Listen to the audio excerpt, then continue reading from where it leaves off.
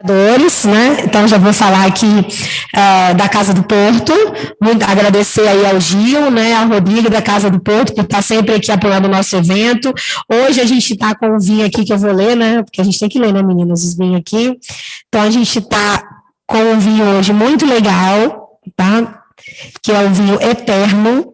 Esse vinho é um vinho, segundo o pessoal, diz que é uma potência esse vinho, né? Então, para quem curte vinho tinto, ele tem uma extração, uma persistência sem perder a elegância. Ele é 100% tinta de touro, né? Com 10 meses de barrica, 93 pontos, né? E ele tem umas cepas com mais de 60 anos. Ele harmoniza muito bem para quem gosta de harmonizar vinho com, né, alimentação, com carré de cordeiro, né? Então, esse vinho aí é um lançamento aqui da Casa do Porto. Então, já queria agradecer a Casa do Porto por estar apoiando a gente e também agradecer a Picnic Box, né, que também sempre apoia a gente com essas tábuas maravilhosas. Agradecer a Isabelle por estar apoiando aqui a nossa live de hoje. Hoje o nosso tema é imposto de renda, né, pessoa física, é um tema, né, constante nas redes sociais nessa época, no mês de abril, e nós vamos falar das modificações, as principais mudanças e também das ferramentas de verificação. Então, essas ferramentas de verificação, nós vamos ter um convidado especial, que é o Maurício, da Conferir, que vai bater um papo com a gente, quais as ferramentas de verificação existentes, qual a importância de você ter uma ferramenta de verificação, né, na hora de confeccionar, principalmente no que tange ao fluxo de caixa e a variação patrimonial. Então, a gente vai estar recebendo as perguntas aqui no YouTube com vocês, tá? E eu gostaria agora de falar, claro, hoje a gente está aqui, só nós do Papo Teleconfraria, eu, a Tamires, que está aqui do meu lado, tá? E a Milza também, que está aqui do meu lado, né? A gente está sempre junto aqui nessas lives, mudamos um pouquinho o nosso esquema aqui, mas a gente hoje, as meninas estão juntas. Então, Tamires, Milza, dê um oi aí para o pessoal, para a gente já iniciar. Boa noite, é um prazer estar com vocês aqui mais uma vez.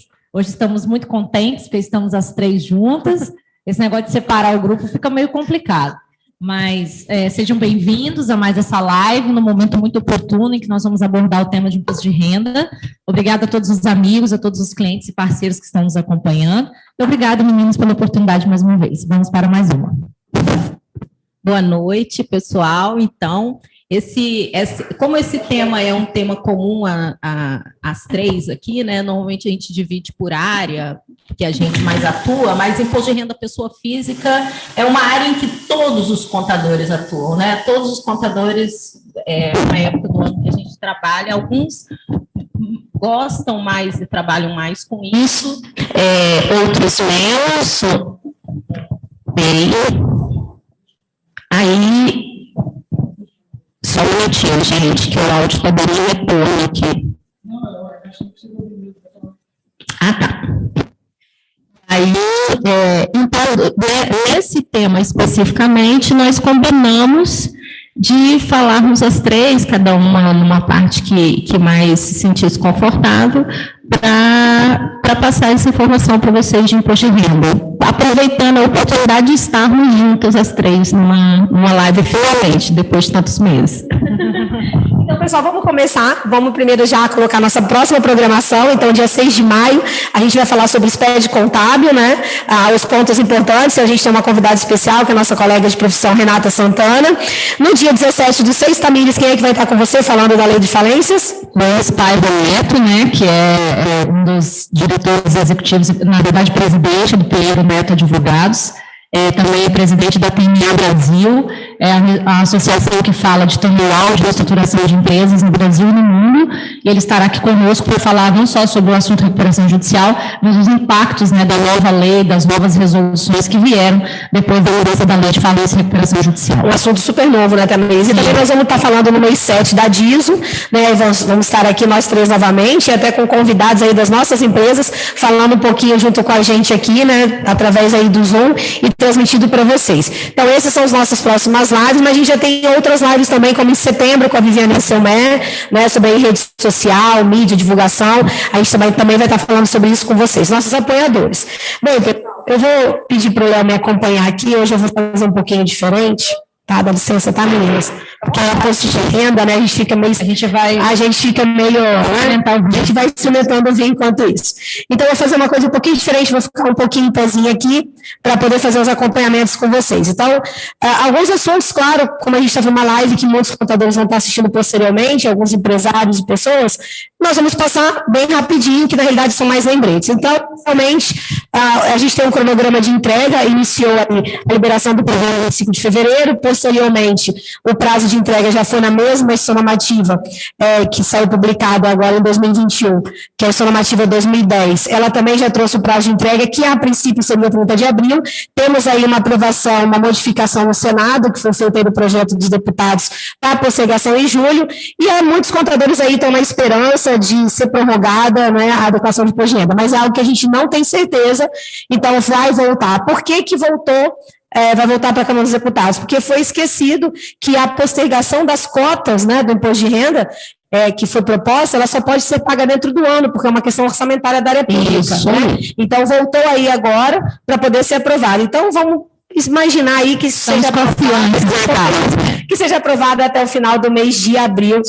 Fica muito feliz. É por uma questão de conta, gente, explicando. São 8 parcelas. Se paga primeiro em julho, não dariam 8 até dezembro. Exatamente. Então, para que o prazo seja julho, tem que mudar a quantidade de parcelas. Exatamente. E reduzir para que se pague dentro do ano até dezembro. Porque o orçamento está previsto essa receita, então ela tem que ser dentro do exercício de 2021. Bem, quem está obrigado a entregar imposto de renda, já cansamos de saber disso, mas no geral, quem recebeu rendimentos, né, tributáveis acima de R$ 28.559,70, quem recebeu rendimentos isentos aí superior a R$ 40 mil, quem tem bens, né, imóveis, né, acima de 300 mil também, quem teve qualquer ganho de capital no ano, tá? Quem teve condição aí de residente do Brasil em qualquer mês ou condição dentro do exercício de 2020 até 31 de dezembro, quem também tem, neste caso, o auxílio emergencial, e essa foi a grande novidade do ano. E aí eu gostaria de aproveitar e de falar dessa novidade e dar uma dica bem interessante que ontem, né, aproveitar aqui, nosso amigo Juliano da Receita Federal falou, achei importante, ele tocou num ponto, né, o auxílio emergencial, ele é um benefício que é tributável, e o auxílio emergencial residual também é um auxílio tributável, porém a ajuda compensatória mensal, ela é isenta, tá? Então, a gente tem... Onde está isso, Carla? Bem, isso tudo aqui está nas leis. Então, o auxílio emergencial está na Lei 13.982, que foi de abril do ano passado, o residual, né, medida provisória 1000, que foi de setembro de 2020, e a ajuda compensatória, a Lei 14.020 de 2020, que é o isento. E ainda tem a renda emergencial mensal aos trabalhadores e trabalhadoras da cultura, que também é tributável, que também foi efetuada por causa da pandemia, que é a Lei 14.017 de junho de 2020. Então, cabe ressaltar que são rendimentos tributáveis. Quando a gente vai fazer a declaração de imposto de renda, Carla, mas pelo amor de Deus, está falando isso para contadores, precisa mostrar as telas? Precisa, porque muitas pessoas que não são contadores vão ver isso depois, né? Então, como fica no YouTube salvo, a gente fez questão de colocar algumas telas. Então, aqui na primeira tela, a gente vai escolher o tipo de declaração que a gente vai informar, né? E aí, um ponto novo é os dependentes. Mas o que é novo no dependente? É novo no dependente não quem é dependente, que isso a gente já sabe, mas sim a possibilidade de importação desses dados do dependente, né? Então, isso veio novo na declaração, está aí a telinha de dependentes. É importante a gente dizer para as pessoas tomarem cuidado em relação aos dependentes alimentados, porque muita gente coloca, às vezes, dependentes de forma errônea e alimentados também, às vezes declaram em duas declarações, a do homem e da mulher, e na realidade é de uma ou outro, então deixar isso claro, às vezes muitas dúvidas disso, a gente recebe dúvidas, Carla, meu marido já colocou na dele, eu posso deduzir a despesa na minha declaração? Você tem que acompanhar, o dependente acompanha as despesas do dependente. Pode falar mesmo. Outro ponto importante, dependente, as pessoas esquecem que a partir do momento que você declara o dependente, você tem que declarar a renda dele se houver. Então, tem muita gente que tem pai, mãe ou avós dependentes que são aposentados. Se você declara essa pessoa como sua dependente, você tem que declarar o recebimento da aposentadoria dela. Porque senão vai cair na malha, porque ele vai acusar que você tem um dependente que teve renda. E olha a importância disso, agora a gente com a declaração pré-preenchida, a gente consegue recuperar as informações dos dependentes, isso também é uma novidade para esse ano, então além da gente recuperar as informações, a gente pode, com a autorização do dependente, tanto pelo ECAC, né, quanto aquela gerada no próprio site da Receita Federal, a gente recupera todas as informações. Isso é um adianto. Os fiscais da Receita Federal, a própria Receita tem divulgado muito que a tendência é cada vez mais a informação vir mais completa na pré-preenchida, né? Então, isso é uma inovação muito grande. A Receita, cada ano, tem mostrado para a gente que ela tem as informações antecipadamente, isso é para a gente ter um ponto de atenção. Então, os dependentes não deixam de estar nessa linha. E quem pode ser dependente? Bem, o dependente, um ponto importante é que você deduz R$ 2.275 por dependente do valor do imposto a ser pago.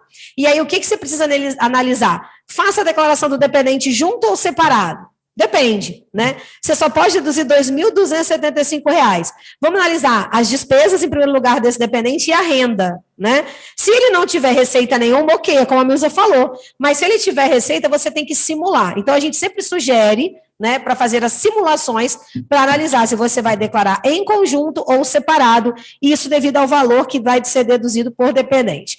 Em geral, o dependente vai ser o cônjuge ou companheiro, que tem a união estável, filhos ou enteados de até 21 anos, né, de qualquer idade, quando forem incapazes, ou até 24 anos se estiverem cursando ensino superior, né. Você ainda tem aquela questão dos parentes, né, irmãos, netos, bisnetos, até 21 anos, né, desde que você tenha guarda judicial, ou outros menores que você crie ou eduque. Então, no geral, são pessoas as quais dependem de você financeiramente, e quando não tem nenhum parentesco, você tem a guarda judicial autorizada aí pela justiça para tomar conta dessas pessoas. A gente pode colocar qualquer pessoa como dependente? Não. Você tem que seguir a regra da Receita Federal. Vale lembrar também que pessoa incapaz, segundo a própria Receita, entra na categoria dos menores de 16 anos, né? E ainda aqueles que, por enfermidade ou deficiência mental, não têm discernimento, não têm condição de viver na sociedade de forma sozinho, né? De forma isolada, né? Independente. E aí, por isso, ele se torna dependente de alguém. A gente ainda pode falar do cônjuge, que ele pode ser declarado como dependente, né? Filhos do seu casamento ou de suas uniões estáveis, e parentes também, inclusive falecidos em 2020, tem uma observação que a Receita colocou, que se você possuir algum parente que faleceu em 2020, você tem que analisar o critério de dependência, né, dessa pessoa e verificar aí a declaração dela lá, que vai ser entregue no ano seguinte. E lembrar também um ponto muito importante, meninas, né, a questão do falecimento, que veio aí a declaração de espólio, e agora veio a sobrepartilha, né, que antes a gente tinha que ficar retificando. Então, a Receita Federal também facilitou a nossa vida. Bem, você pode, vale ressaltar também que a questão dos dependentes, principalmente aquelas que é em juízo, você tem aqueles que são, por exemplo, uma separação, um divórcio, você fica com a guarda do seu filho, e aí a sua esposa, ela pode ter direito, se ela ficar, por exemplo, se não ficar com você, ficar com a sua esposa, ela ainda pode ter direito à pensão alimentícia. Então, a pensão alimentícia, ela também pode ser aí deduzida. Então, a gente tem que se atentar para isso. Tem muitas pessoas que não declaram corretamente a pensão alimentícia. Aí você vai falar, Carla, mas isso é um assunto bobo. Talvez para nós, contadores, que fazemos a declaração todo ano, sim. Mas para muita gente, o contribuinte normal, que não tem um conhecimento da legislação, não é um assunto tão simples assim. Por isso que a gente sempre indica, procura um contador de sua confiança, né, meninas? Procure alguém que te auxilie, que te explique, né? E muita gente hoje ainda não sabe que você tem a declaração pré-preenchida. Uma pergunta que é muito feita é, a gente vai fazer a declaração simples ou a declaração completa, né? Então, para a gente escolher o tipo de declaração a ser efetuada, a gente tem que ter algumas informações. A primeira delas é todos os gastos que você teve no ano. E lembrar que o desconto da simplificada, ela é de 20% sobre todos os rendimentos tributáveis, né? Então, não importa qual rendimento. Então, ou seja, todos os rendimentos tributáveis na simplificada, você tem um desconto de 20%. Então, o que você tem que analisar? Por exemplo, é indicada essa declaração para o contribuinte cuja despesa dedutível, no total, ela simboliza 20% das receitas tributáveis, ou cujo rendimento tributável seja no ano no máximo 16 mil. Carla, mas se o rendimento tributável no ano no máximo 16 mil, eu tenho que declarar o imposto de renda? Tem, né? Porque se você tiver outros rendimentos, como, por exemplo, distribuição de lucro, que é os isentos, poupança, né, indenizações, são rendimentos não tributáveis que, se superar o valor de 40 mil, você é obrigado a fazer a declaração de imposto de renda, né, meninas? Então, a gente precisa se atentar para isso. Um exemplo, se a sua renda em 2020 foi de 10 mil, você vai deduzir R$ 2.000, por exemplo, que é o valor correspondente a 20%. no modelo simplificado. Então, você tem que analisar se as suas despesas são superiores a esse valor. Se as suas despesas dedutíveis forem superiores a esse valor, você vai fazer a completa. E como que a gente olha isso, Carla? A coisa mais importante para nós, contadores, é quando você, contribuinte, vai nas nossas empresas e entrega toda a documentação. Então, para analisar questão de dependente, se é completa ou se é simplificada, a gente precisa dos documentos. E aí a gente elencou vários documentos que são de extrema importância para você declarar o imposto de renda. E toda vez a gente ouve os contadores reclamar o seguinte: caramba, o cara vai na minha empresa 10 vezes levar documento picadinho. Então, uma hora ele leva parte do informe de rendimento, outra hora ele leva os extratos, outra hora ele leva o documento de venda do imóvel. E aí parece que a declaração não acaba nunca. E em momento de pandemia, as pessoas estão muito preocupadas com esse prazo. E vale ressaltar que muitas pessoas são idosas, né? Ou seja, tem dificuldade de fazer as coisas pela internet, tem dificuldade de digitalizar o documento, tem dificuldade até de ter um instrumento para isso, para mandar para o seu contador. Então, por isso, a ansiedade de muitos contadores na postergação do prazo. Que documentos que eu tenho que levar? Então, eu tenho que levar nome, grau de parentesco, CPF, nascimento dos dependentes, endereço de preferência atualizado, né, para você já atualizar lá no cadastro. A pré-preenchida você não vai ter esse problema. Cópia completa da declaração do ano anterior, né, de pessoa física. Então, você chegou na empresa do seu contador pela primeira vez, essa é a documentação que você tem que levar. Dados da sua conta para restituição ou para pagamento das cotas, ou se for à vista. A sua atividade profissional que você exerce, né, atualmente.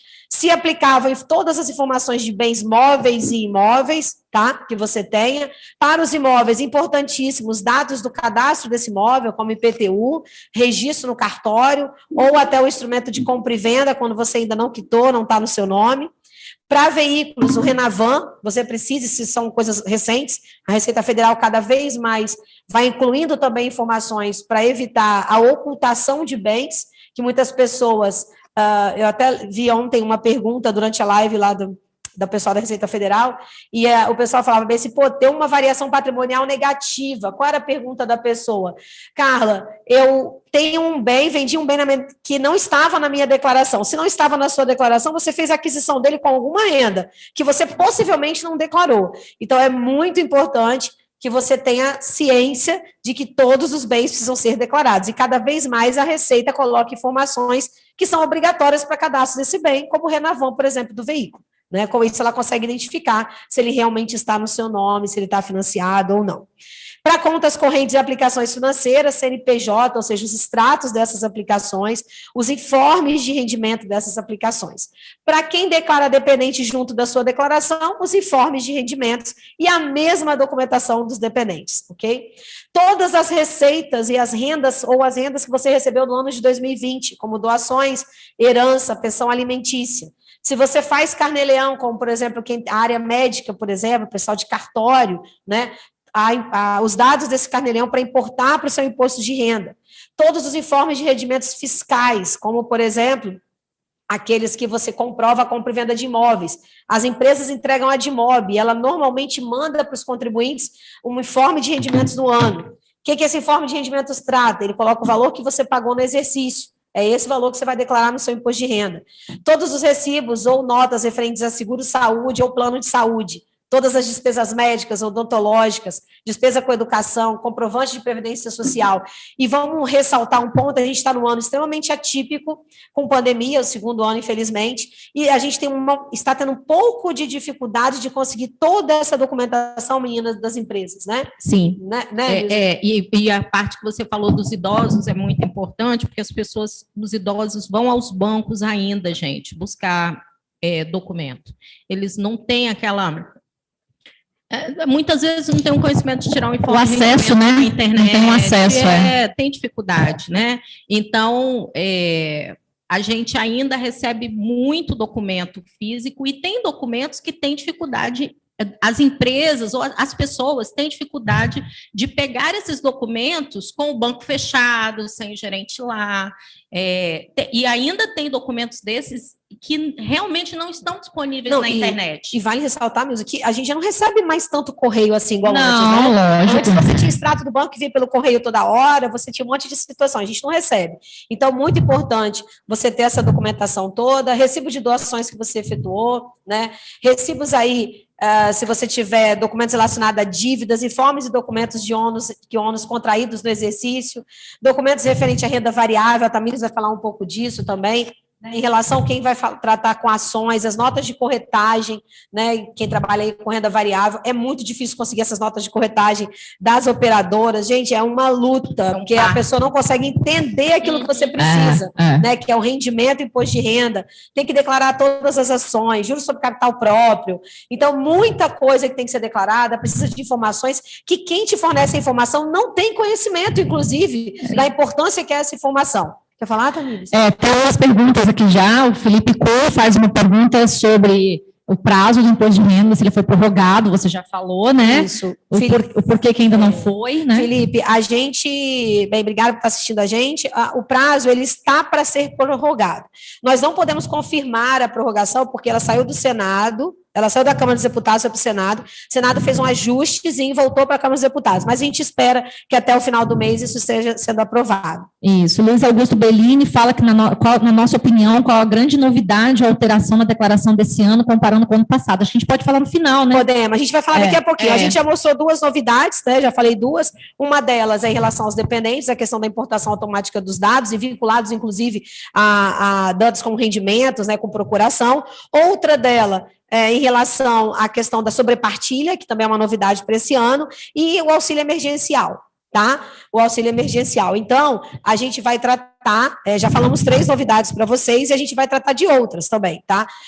Os problemas mais comuns que a gente vê no imposto de renda são relativos aos gastos. Então, muita gente não tem a comprovação correta dos gastos de educação e tem uma interpretação equivocada do que é gasto de educação. Então, eu coloquei aqui para vocês, mas essa apresentação ela vai estar toda disponível, tanto no site da Tasso, com da Expertise, quanto no YouTube, né? E quem quiser depois pode entrar em contato com a gente nos nossos contatos que nós vamos passar no final e pedir também aqui o PowerPoint. Gastos com saúde, tem muita dúvida. Eu recebi várias perguntas lá no programa Acontece, por exemplo, que a gente tem o bloco, Tasso, referente a dúvidas de quem é acima de 65 anos, quem tem doença pré-existente, quem tem doenças graves. Então, tem muita dúvida em relação a isso. Vale a leitura, né, com detalhe. Então, normalmente a gente está acostumado a gasto com saúde, ser o que? O plano de saúde, só que você também tem recibos médicos que você tem durante o ano. Uma pergunta que me fizeram essa semana foi, Carla, a gente gasta todo mês o plano de saúde, mas aí eu fui no médico, paguei as consultas e o plano de saúde me reembolsou. Ora, se o plano de saúde reembolsou, não é um gasto dedutível, porque você recebeu seu dinheiro de volta. Mas eu recebi só 80% do valor, então você só pode deduzir 20%. Então, muito cuidado com isso. Às vezes você quer dar pernada no leão, o leão é esperto, gente, né? Fique ligado nisso aí, porque o plano de saúde... Inclusive, quando lança lá no sistema a parte do plano de saúde, por exemplo, ele tem parcela dedutível para você lançar se teve reembolso de alguma coisa. E tem uma outra situação, Milza, em relação ao plano de saúde. Tive uma dúvida hoje sobre isso. Carla, sou sócio da empresa, até ano passado vinha no meu Prolabore a dedução do plano de saúde, ou seja, corretamente, né, para não ser considerado Prolabore o valor do plano de saúde. Então, aumentou o Prolabore, né, a empresa, do sócio, o diretor, e ele vinha até 2019 descontando ali aquele gasto com o plano de saúde, porque a empresa pagava. E aí muita gente fala mesmo, meu Deus, você não pode pagar o gasto do plano de saúde do sócio porque é indedutível. Eu também concordo, está na lei, a gente entende. Porém, para você fazer um plano de saúde de funcionário, eles quase obrigam a gente a fazer dos diretores. Você tem que ter quantidade de vidas, né? É uma loucura.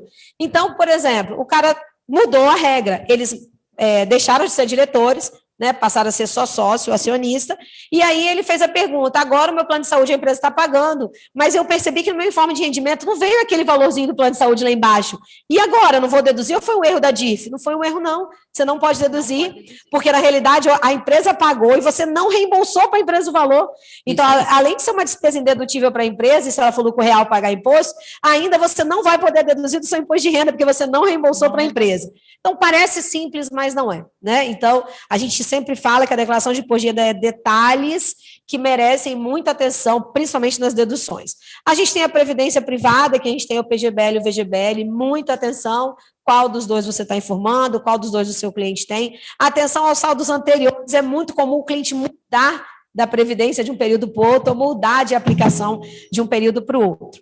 Então, as despesas dedutíveis, em geral, são essas. A dedução do imposto, a gente tem os dependentes, como a gente já falou, que o valor não mudou, continua R$ 2.275, até porque a tabela do imposto de renda também não mudou, tá? As doações, importantíssimo, gente. A gente perdeu a oportunidade, a gente perdeu a oportunidade, mas a gente tinha que ter feito uma live só sobre FIA e Instituto do Idoso, né? A doação para os idosos. Então, você pode deduzir do seu imposto de renda, né?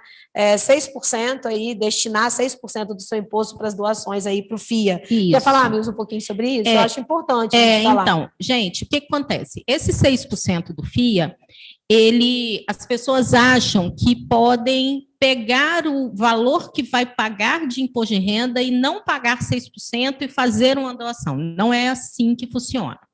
Primeira coisa é que esses 6%, 4% deles só tem que ser doados durante o ano de 2020. Você não pode doar quando faz a declaração no ano seguinte. Só 2% é que você pode doar no ano seguinte, quando você faz imposto de renda. Tá? Então, se você não fez nenhuma doação durante o ano de 2020, deixou para fazer em 2021, só pode fazer 2% depois. Outra coisa, você doa para o FIA, que é um fundo da infância e juventude, e você não escolhe a instituição que você vai doar, você doa para o FIA. Então, ou você escolhe a esfera, né? A esfera, municipal, estadual ou federal, mas você não pode falar, eu quero doar para essa instituição, eu vou doar aqui para a PAI, aí vou pegar minha doação da PAI e vou deduzir como FIA. Não é assim, tá? Então, tem que procurar o FIA fazer a doação correta para o FIA. Importante, gente, disso aí, é que assim, a gente precisa conscientizar as pessoas, eu acho que isso é um trabalho de nós, contadores, de que você vai pagar o imposto de renda de qualquer jeito, gente. Isso, você já vai sair o dinheiro do seu bolso. O que muda é a definição, a destinação que você dá. Só mudar o código, né? Só mudar o código. Muda o caminho, o dinheiro vai para um lugar e vai para outro. O importante, se você, durante o ano de 2020, fez uma doação de R$500, que daria, por exemplo, mais ou menos 4% do seu imposto do ano, vamos supor, você só vai receber esses R$500 de volta quando você for receber a sua restituição de imposto de renda. Então, Sim. Você tem que desembolsar os R$500, tá? Para você receber esses R$500 de volta quando você fizer a sua declaração de ajuste e fizer o recebimento e a Receita Federal devolver para você a restituição.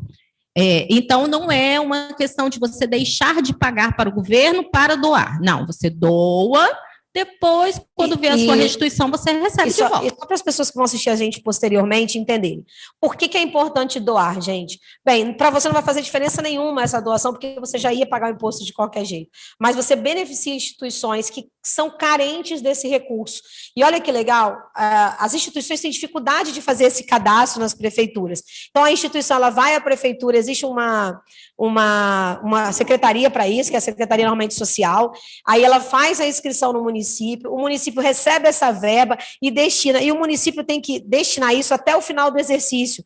E muitas vezes o município não consegue porque não tem instituições cadastradas, e olha que coisa, tanta gente precisando e não tem instituição que se cadastra em determinados municípios. Então, o que a gente dá a dica? Você, instituição, se cadastra no seu município para você receber a doação do FIA ou do idoso. E se você já tem um cadastro, coloque os seus projetos para que você receba essa doação, para que o município não tenha que devolver esse dinheiro para a Receita Federal, porque se ele não fizer essa destinação, ele vai devolver para a Receita Federal. Então, olha que importante, quantas pessoas você pode ajudar. E, claro, você pode ajudar instituições do seu município, que é do seu lado, que você vê a coisa sendo efetuada. Você pode ajudar instituições estaduais, que você também consegue enxergar quais são, e você consegue ajudar instituições federais. Então, você pode optar qual é o nível de instituição para você fazer a doação. Tá aí o campinho do imposto de renda, né, que você é a telinha. E quais as novidades que quem perguntou, Tamires? Felipe Com perguntou e Luiz Augusto Bellini. Um beijo, então, Bellini, boa noite. Então, Bellini, olha só, quais são as novidades para esse ano? Bem, primeiro a gente sempre fala, né, informar o seu e-mail e número de celular, mas Carla já tinha isso lá, né? Então, já tinha isso lá.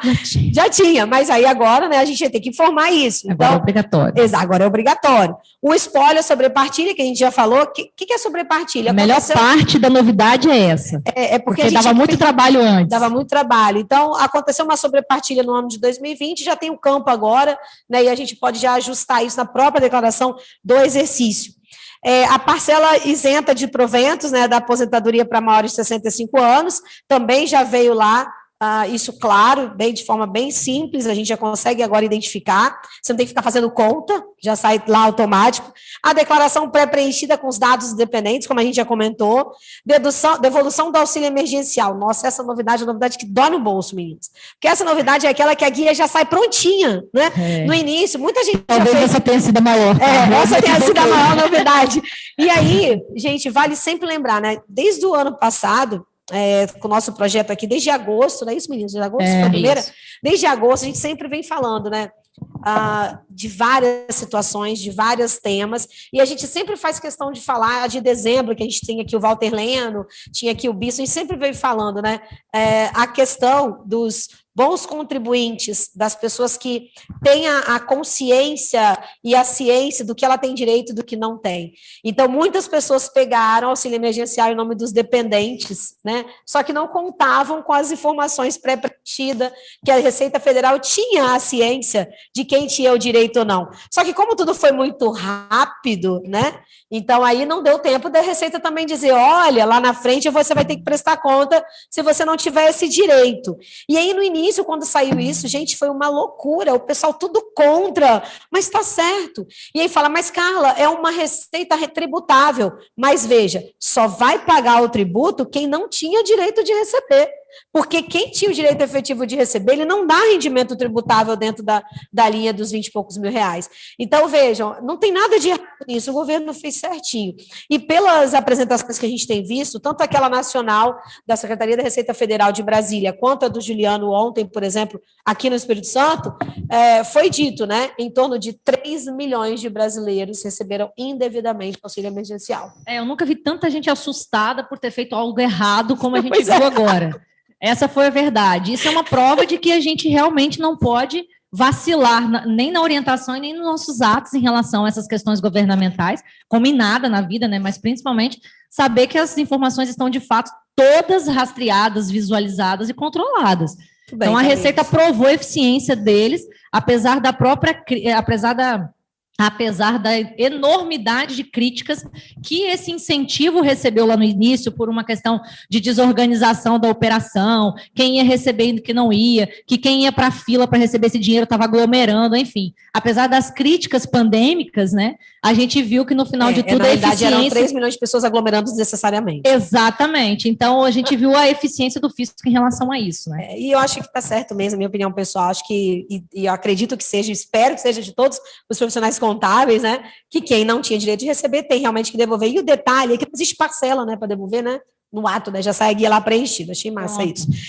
Bem, a devolução... assusta qualquer pessoa, né, guia de multa, guia de reembolso.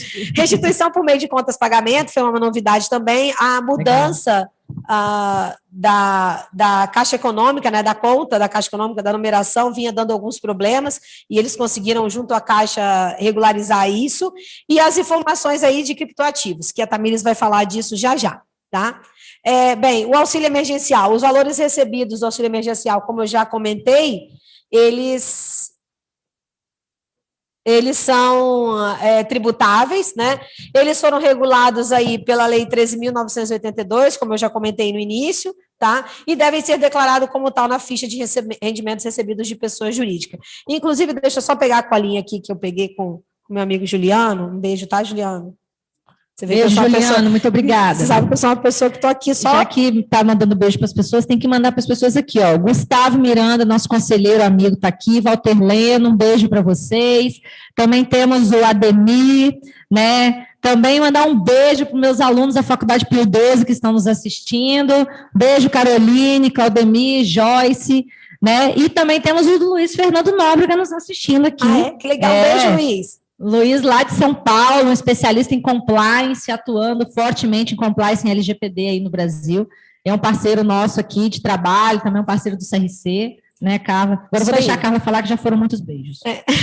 Então, aí, olha só, o CNPJ que vai fornecer, primeiro, né, você vai tirar isso lá no DataPrev, né, E aí você vai, o CNPJ vai ser o 05 526 783 003-27, auxílio emergencial Covid-19. Então, você consegue pegar todas as informações do auxílio emergencial, tá? Lá na DataPrev, no Ministério da Cidadania. Então, veja que o programa, essas novidades que tem no programa do auxílio emergencial, todas elas estão lá, né, no programa do Imposto de Renda. Quando você clica em auxílio emergencial, ele já aparece. Isso. O CNPJ já aparece onde você tira. Então, no início foi muito complicado, a gente é muito ansioso para fazer, né, as coisas, e a gente acaba não observando que a informação está ali, prontinha, à nossa disposição. O informe, ele já está disponível na página da empresa, né, que eu acabei de comentar, a DataPrev, na internet. O Conselho Federal de Contabilidade orientou as pessoas, tem mandado orientações, essas orientações vinculadas até a uma orientação da Receita Federal, que ele tem que lançar como rendimento tributável, né? Porque ele é um rendimento tributável, está claro isso no programa, e deve preencher com o CNPJ que foi disponibilizado pela própria Receita. Quem recebeu rendimentos tributáveis superior a 22.847 no ano calendário de 2020, infelizmente vai ter que devolver aos cofres públicos o auxílio emergencial recebido indevidamente, ok? Vale lembrar, né, que a gente tem essa devolução do auxílio emergencial, ela tem que ser efetuada através de pagamento de um DARF, e ela é efetuada de uma única vez, tá? Ou seja, você não consegue ir lá e parcelar. Muita gente tem perguntado, posso parcelar, Carla? Mas deu 3.000 e pouco para devolver, entendeu? Tem que fazer Poxa, eu não sabia que o do dependente ia. E tem gente que faz a pergunta assim, eu posso então não declarar o dependente? Porque já foi lá, já fez a simulação e já viu que tem um valor lá. Eu falei, olha, tem coisas na vida que você não pode dizer que sim. É melhor, né, não omitir. É melhor não omitir. Porque quem te garante que a Receita não vai emitir uma notificação automática depois e te autuar? E eu posso, assim, dar uma outra opinião pessoal? Gente, aproveite que a sorte é que não tem um processo criminal, né? Porque você cometeu um crime, né? Você aproveitou de um recurso público que não tinha direito. Então, assim, por enquanto a gente só tem que devolver via DARF, né? Então, vamos fazer as nossas devoluções e seguir a linha aí em diante. Bem, os DARFs para devolução pode ser impresso no meio do menu da declaração, isso aí é normal, tá? Da devolução do auxílio emergencial. Tá prontinho lá. Tá prontinho. E a Receita Federal não envia, muito importante, e-mail solicitando fornecimento de informação para o contribuinte. Receita Federal não envia e-mail solicitando seu telefone, seu endereço, nada, tá? Ela não envia, é porque fonte cadastral, porque ela já tem, já está no ambiente dela, então é por isso que ela não envia nenhum tipo de e-mail te pedindo isso. A sobrepartilha, que foi a novidade, né, nessa declaração, a gente pode enviar essa informação sem ter que retificar a declaração final de espólio. Isso foi ótimo, como o Tamires falou, dava trabalho, né? Por isso, na ficha de espólio, você tem que ir lá e marcar que tem uma sobrepartilha, e ele vai abrir para você colocar as informações dessa sobrepartilha. Isso foi muito bom. Então, coloquei aqui a tela para vocês, para a gente ver onde que aparece isso. A parcela isenta de proventos de aposentadoria para maiores de 65 anos, muita gente está enquadrada nessa situação, então informar os proventos de aposentadoria, né? Essa questão aí de reserva remunerada, reforma e pensão para os declarantes acima de 65 anos. Então, a gente sempre tem que informar lá em rendimentos isentos não tributáveis até o limite da parcela, que também foi um fato novo, que ele já vai calcular isso automático agora, antes de ficar fazendo cálculo na mão. Agora é pronto também. Muita gente nem fazia essa conta e depois recebia as divergências de informações e notificações. Toda aquela documentação que a gente falou que vocês têm que ter, ela fica ali guardadinha para a gente na Receita Federal, né? E o ideal é você guardar essa documentação de 5 anos mais um, são 6 anos, né? Para que você, em caso de fiscalização, você tenha como comprovar. Como tudo hoje é meio digital, gente, faz uma pastinha, grava isso, entendeu? Dentro do seu arquivo aí na sua empresa, para que você não tenha problema, tá? Para que você consiga prestar informação. Agora eu vou passar para a Tamires, né? Que a Tamires adora esse assunto, vou passar para ela. Mas, Tamires, só que... Não, depois que for passar a luz, eu passo para você. Então tá. Bom, essa live aqui é um negócio muito democrático, né? Porque as duas que bebem mais e eu que como mais. Então, eu estou aqui no meio, não é porque eu sou a segunda pessoa a falar, mas porque a tábua de frios da piquenique está aqui. Elas sempre falam isso para no final da live falar que eu só como. Ela só come. Mas se vocês escutarem um barulho de um microfone, dizendo crote, sempre tá a Tamires está comendo. Mas eu também queria dizer que esse vinho é muito bom, ele inclusive me deixou alegre rápido, então tomem com cuidado, tá? Enquanto Carla falava, deu para aproveitar bem, esse vinho realmente muito bom. Bom, boa noite a todos, muito obrigado mais uma vez, assim como eu gosto sempre de cumprimentar, mais uma vez todos aqui. Mais alguns alunos estão participando aqui da live, muito obrigado. Hoje seria a nossa mentoria na disciplina de estágio supervisionado na Faculdade Pio XII, mas eu convidei os alunos para participarem dessa live conosco. Então, nós vamos falar de criptoativo, é um assunto que eu gosto bastante, tudo que envolve tecnologia e tudo aquilo que precisa ser desmistificado, eu gosto de falar também. Então, o que são criptoativos, né? Criptoativos, criptomoedas, Bitcoin, né? Os criptoativos, eles são moedas virtuais, eles são considerados, né, aos olhos do fisco, como ativos virtuais, ou seja, algo intangível que foi contratado de forma virtualizada, em ambientes virtuais, em plataformas de aquisição desses ativos, né? Os criptoativos, eles tornaram-se muito conhecidos, sobretudo o Bitcoin, que é uma espécie de criptoativo, ficaram muito conhecidos em alguns escândalos nacionais sobre operações da Polícia Federal em cima de pirâmides financeiras.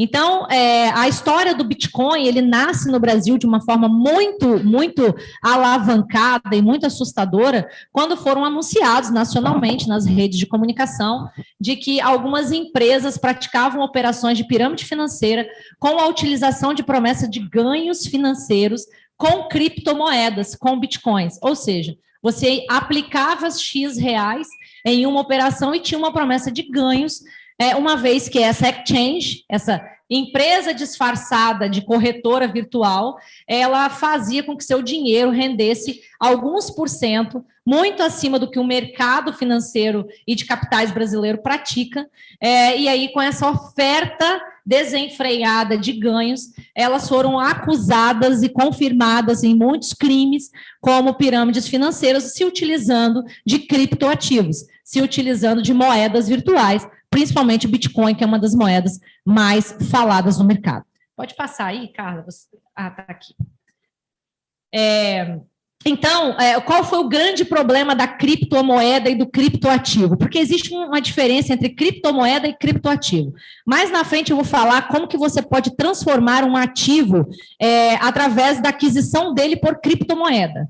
Então, lá na frente, quando eu for falar da tokenização imobiliária, por exemplo, que é mais um desafio que nós contadores temos para os próximos anos nas declarações de imposto de renda, como que ele precisava ser regulamentado para que não só resolvessem os problemas das aquisições de criptoativos no Brasil, que não estavam sendo assistidos por regulamentações federais, CVM e tudo mais, mas também por conta da própria declaração do imposto de renda que se fazia necessário.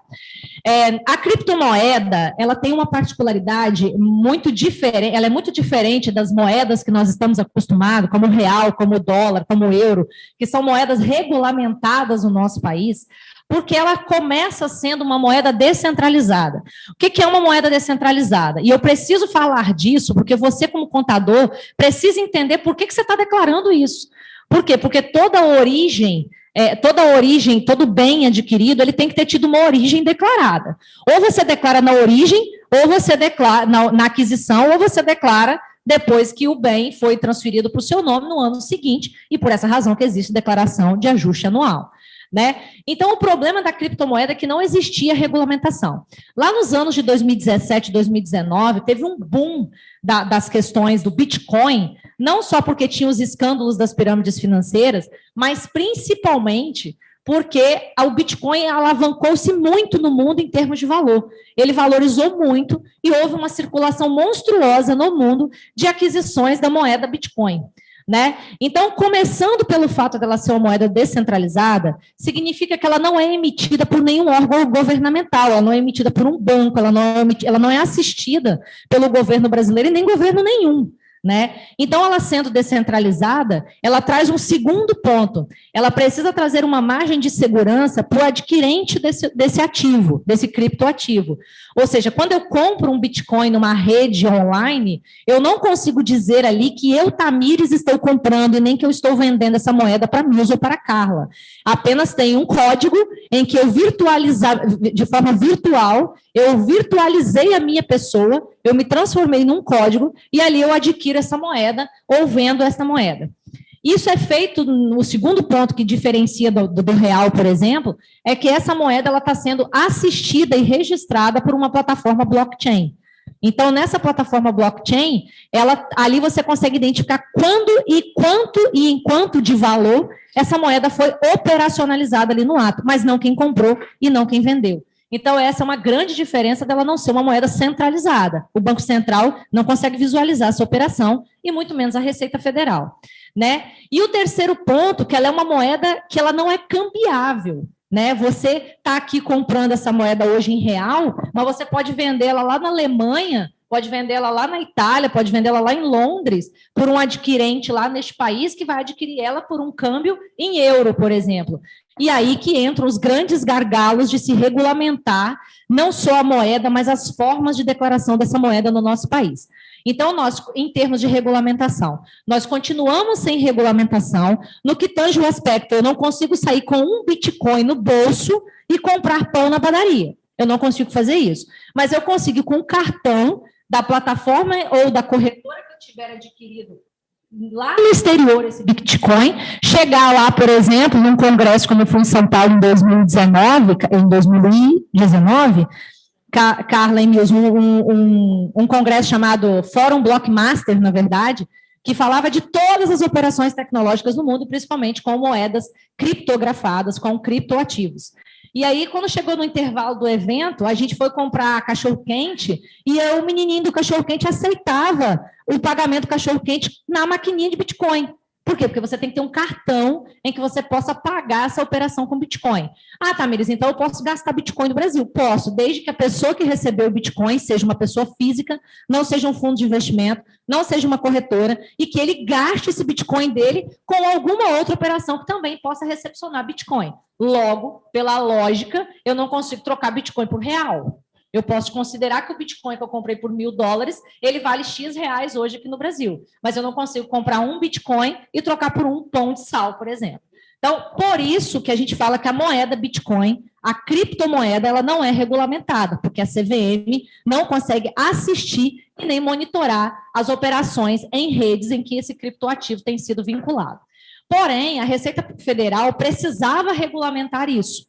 E aí, o que a Receita regulamentou vem em desencontro com o que o Banco Central, a CVM, por exemplo, falava. Porque a CVM emitiu uma nota em 2018 dizendo que as corretoras estavam proibidas de operar com Bitcoin em seus registros nacionais, ou seja, uma corretora registrada devidamente na Receita Federal do Brasil, ela não pode operar com aquisição e venda de criptoativos, seja Bitcoin, seja Ethereum, seja Amazônia Coin, seja Tamires Coin, seja Texcoin. Porque qualquer um pode criar uma moeda online, a gente pode fazer uma live só disso, né? Então, qualquer criptoativo criado no Brasil ou criado fora do país, ele não pode ser comercializado no Brasil. Agora, eu, Tamires, pessoa física, posso adquirir esse criptoativo numa plataforma do exterior e posso fazer o uso que eu quiser aqui dentro do Brasil, nessa moeda.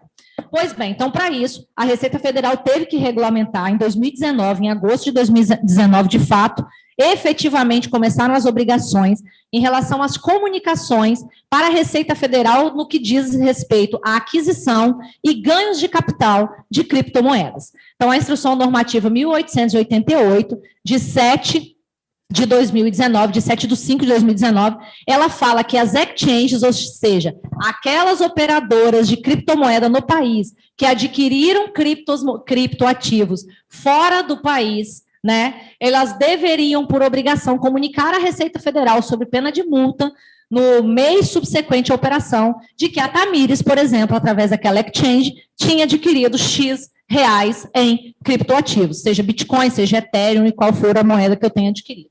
Essa vigência passou a existir a partir de agosto de 2019, ou seja, em setembro de 2019, as exchanges já poderiam ser autuadas caso essas comunicações não fossem feitas devidamente. Por que isso? Porque em 2020, a Receita Federal já cobrou a declaração, não só das aquisições e das vendas das exchanges, mas sim o saldo acumulado em 31 de 12 de 2019 dos valores dos criptoativos que o contribuinte teria. Como que ela fazia isso? Ela esperava que você declarava e depois ela cruzava os seus dados com as comunicações das exchanges para saber se você tinha comunicado efetivamente correto. Bom, e aí nós temos diversos entraves na regulamentação, que não passa só por questões tributárias, mas passa por questões financeiras, questões econômicas dentro do país, principalmente no que diz respeito ao desequilíbrio da nossa moeda interna, que é o real. Esse talvez seja o maior entrave. Né? O caminho para a regulamentação do setor é muito complexo, ele está longe disso, porém a Receita Federal fez as vezes dela. Falou, agora eu sei quanto que você comprou, e você tem por obrigação comunicar por quanto que você comprou, por quanto que você vendeu, e você vai ter um número na qual te torna obrigado a me declarar e informar esse dado. Em 2019, nós comunicávamos no campo 99 da declaração, em outros bens, que eu era uma adquirente titular e tinha posse daquele criptoativo, né? Este ano, então, a mudança que nós temos, que eu vou falar mais para frente, é a mudança desses códigos, cada tipo de moeda tem um código, né? Nós também precisamos saber que já existe uma regulamentação que fala da quantidade de tributos que eu pago sobre a operação. Então, toda operação de ganho em operações com criptoativos deve ter incidência na fonte de 15%, ou seja, operou com câmbio, fez o câmbio da cripto, né?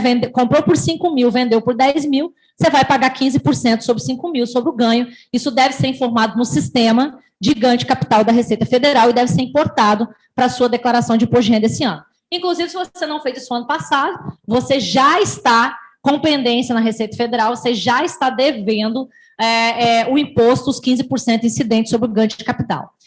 E, então, você sendo o titular com posse registrada desse criptoativo, acima de R$5 mil por ano, ou seja, saldo total de criptoativos em 31/12/2020, você é obrigado a comunicar, então, no campo de bens e direitos, que você é detentor dessa criptomoeda, independente de qual seja.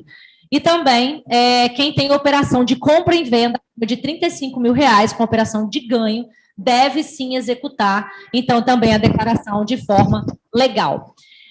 A contabilização do criptoativo é um problema, porque se eu sou uma pessoa jurídica, eu não tenho regulamentação para poder fazer isso, e aí também eu não tenho condição de criar a minha própria criptomoeda, se eu não tenho uma regulamentação contábil para falar isso, diferente de outros países que já têm a adesão de algumas formas regulamentares de registrar criptoativos em seus registros físicos, em seus registros jurídicos. Muito bem. Vocês verem como isso é um caminho sem volta, né? O BTG Pactual registra, então, o primeiro fundo com aquisições essa semana de bitcoins e criptomoedas no país. Então, como que funciona isso? Né? Você como fundo de investimento no país, você não pode ser um operador de criptomoeda, como eu disse. Entretanto, se este fundo tiver autorização para fazer uma operação estrangeira para adquirir bitcoins ou criptomoedas em outros fundos de investimento ou corretoras do exterior, você está totalmente regular com a legislação prevista pela Receita Federal. Então, nós temos essa notícia que saiu ontem do BTG Pactual em todos os jornais de finanças e economia do país. Essa notícia saiu ontem. Como que você vai declarar, então, o criptoativo, né? Na ficha de bens e direitos, você vai criar... Nós temos 3 moedas. Nós temos o criptoativo Bitcoin, que ele é reconhecido como BTC. Nós temos os outros criptoativos que são considerados moedas virtuais, como a Amazônia Coin, por exemplo. A Amazônia Coin é uma criptomoeda que ela busca arrecadar, angariar recursos para o desenvolvimento econômico da Amazônia, para vocês terem ideia. E é um criptoativo nacional. Nós temos a Ethereum, que é uma famosa, nós temos a Ripple, que é outra moeda muito famosa, que concorrem aí com a Bitcoin, mas até hoje nada ultrapassou os valores e a forma como tem se exaltado e valorado os valores de Bitcoin Cash e todas as operações de Bitcoin. Bom, então eu tenho um campo para Bitcoin, eu tenho o campo 88, antes era o campo 99, agora eu tenho o campo 89, que eu registro os outros criptoativos que são diferentes de Bitcoin. Olha que interessante. Então, criptoativo tem campos diversificados dentro do imposto de renda, e demais criptoativos não mencionados, como Ethereum, Ripple, Bitcoin Cash, Theater e por aí vai, esses aí vão ser declarados como demais criptoativos que não são considerados criptomoedas, como payment tokens, por exemplo. O que são isso? O que são security tokens? Então, já se falava muito, fala-se muito ainda, no futuro nós vamos adquirir imóveis, por exemplo, por tokenização.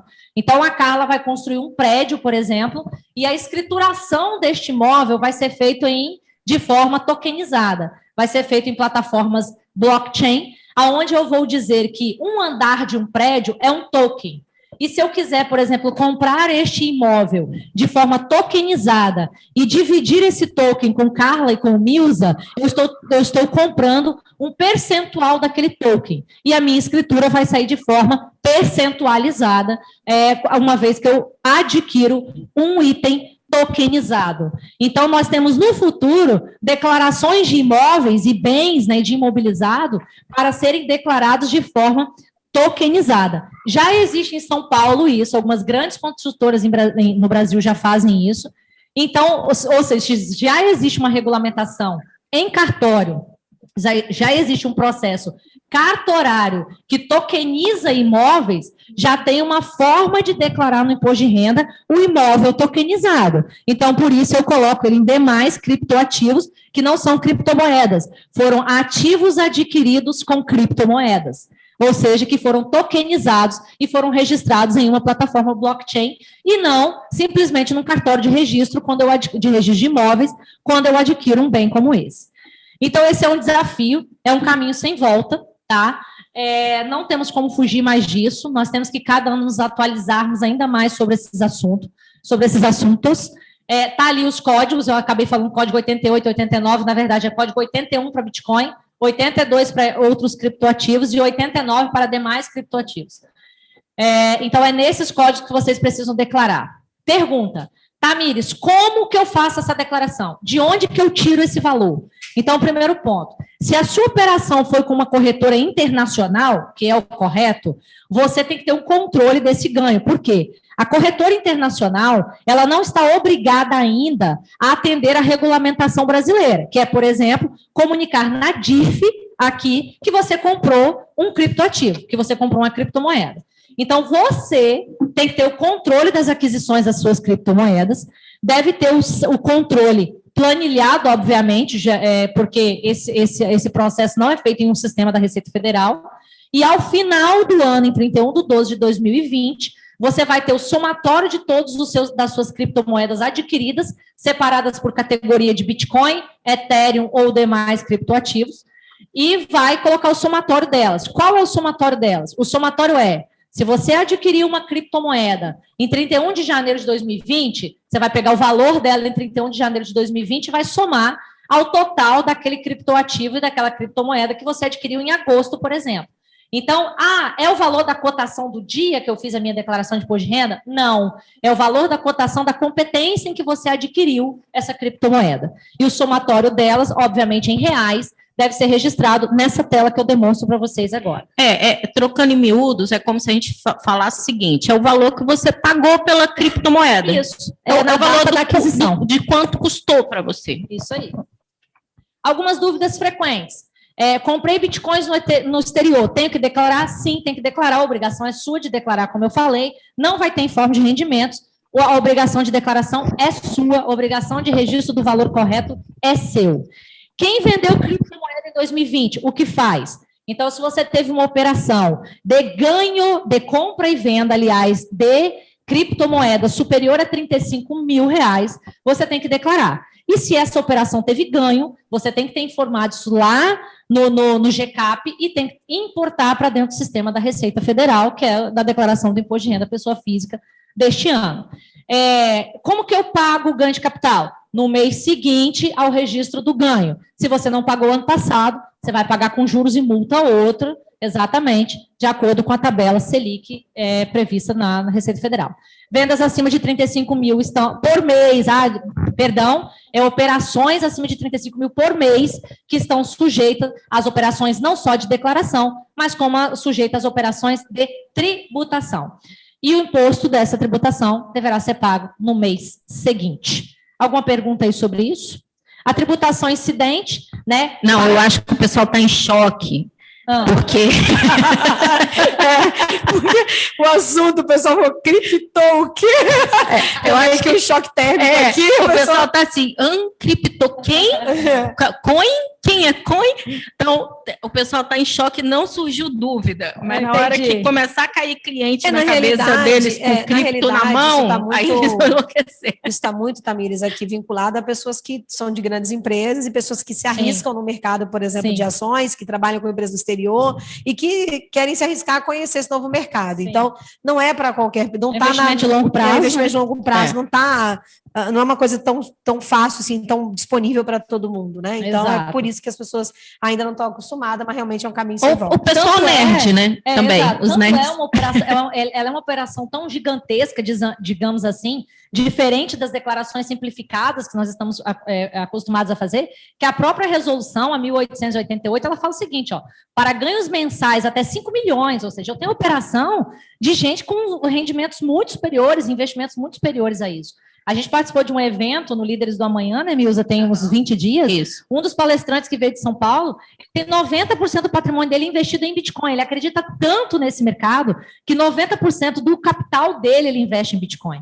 Então, tem que ficar atento a isso, porque a tributação de 15%, ela é somente para ganhos mensais de até 5 milhões.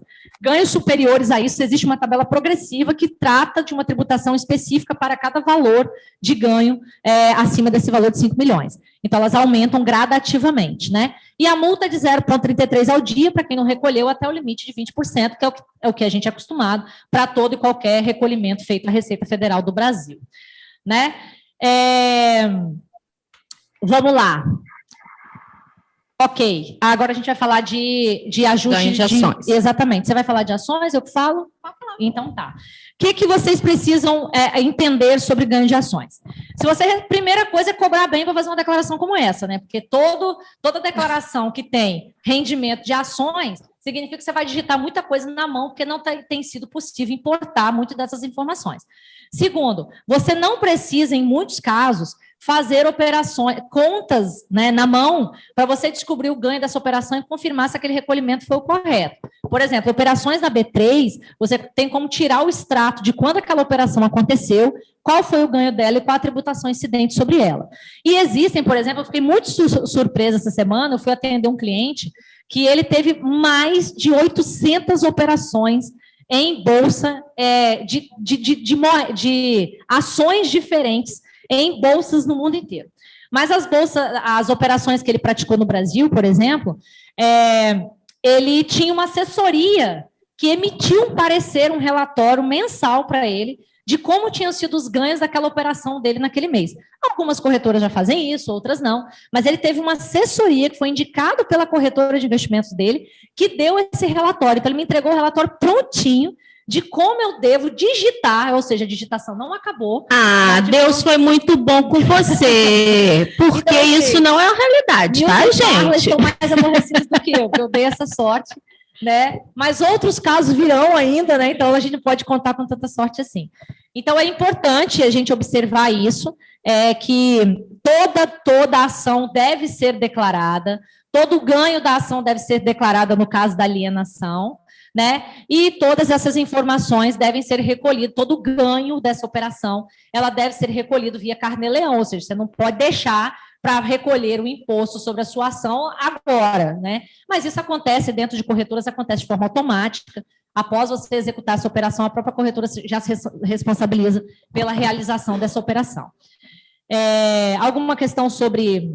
Não, eu vou só pular aqui, que já falamos disso. Eu vou falar só sobre a questão da compra e venda de ações, para que as pessoas se atentem no momento de declarar a ação como ativo, porque uma coisa são os ganhos, né?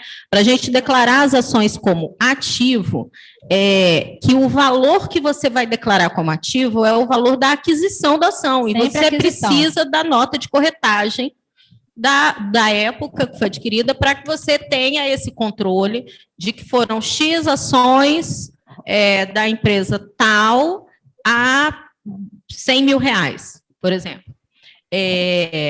Se você mesmo que vai fazer o cálculo não tem uma assessoria, como o cliente maravilhoso da Tamires, estou com inveja muito grande desse cliente, entendeu? Que tem uma assessoria que entregou tudo pronto para ela. Você precisa se atentar para fazer planilha de Excel mesmo, gente. X ações compradas a tanto, valor, custo médio, sabe, estoque? Calcular custo médio da ação, porque às vezes você tem aquisição em períodos diferentes, que você, de uma mesma ação, comprou ações da Petrobras em janeiro a R$ 8,00, aí em março comprou a 20, aí em junho comprou a 35, aí em dezembro você vendeu uma parte só dessas ações. Você não tem como marcar lá um xizinho qual ação você vendeu. Eu vendi essa primeira que eu comprei. Não, ela vira um bolo só. Então, você tem que fazer um cálculo de custo médio da ação. É assim mesmo, como se fosse um controle de estoque, para você, então, fazer a baixa venda pelo custo médio e ter um estoque de ações de um preço tal. É sempre o preço de custo da ação. Tá? Então, se a gente fosse falar aqui de como fazer o cálculo do ganho das ações, a gente teria que ter uma live só para isso, porque é bem complexo.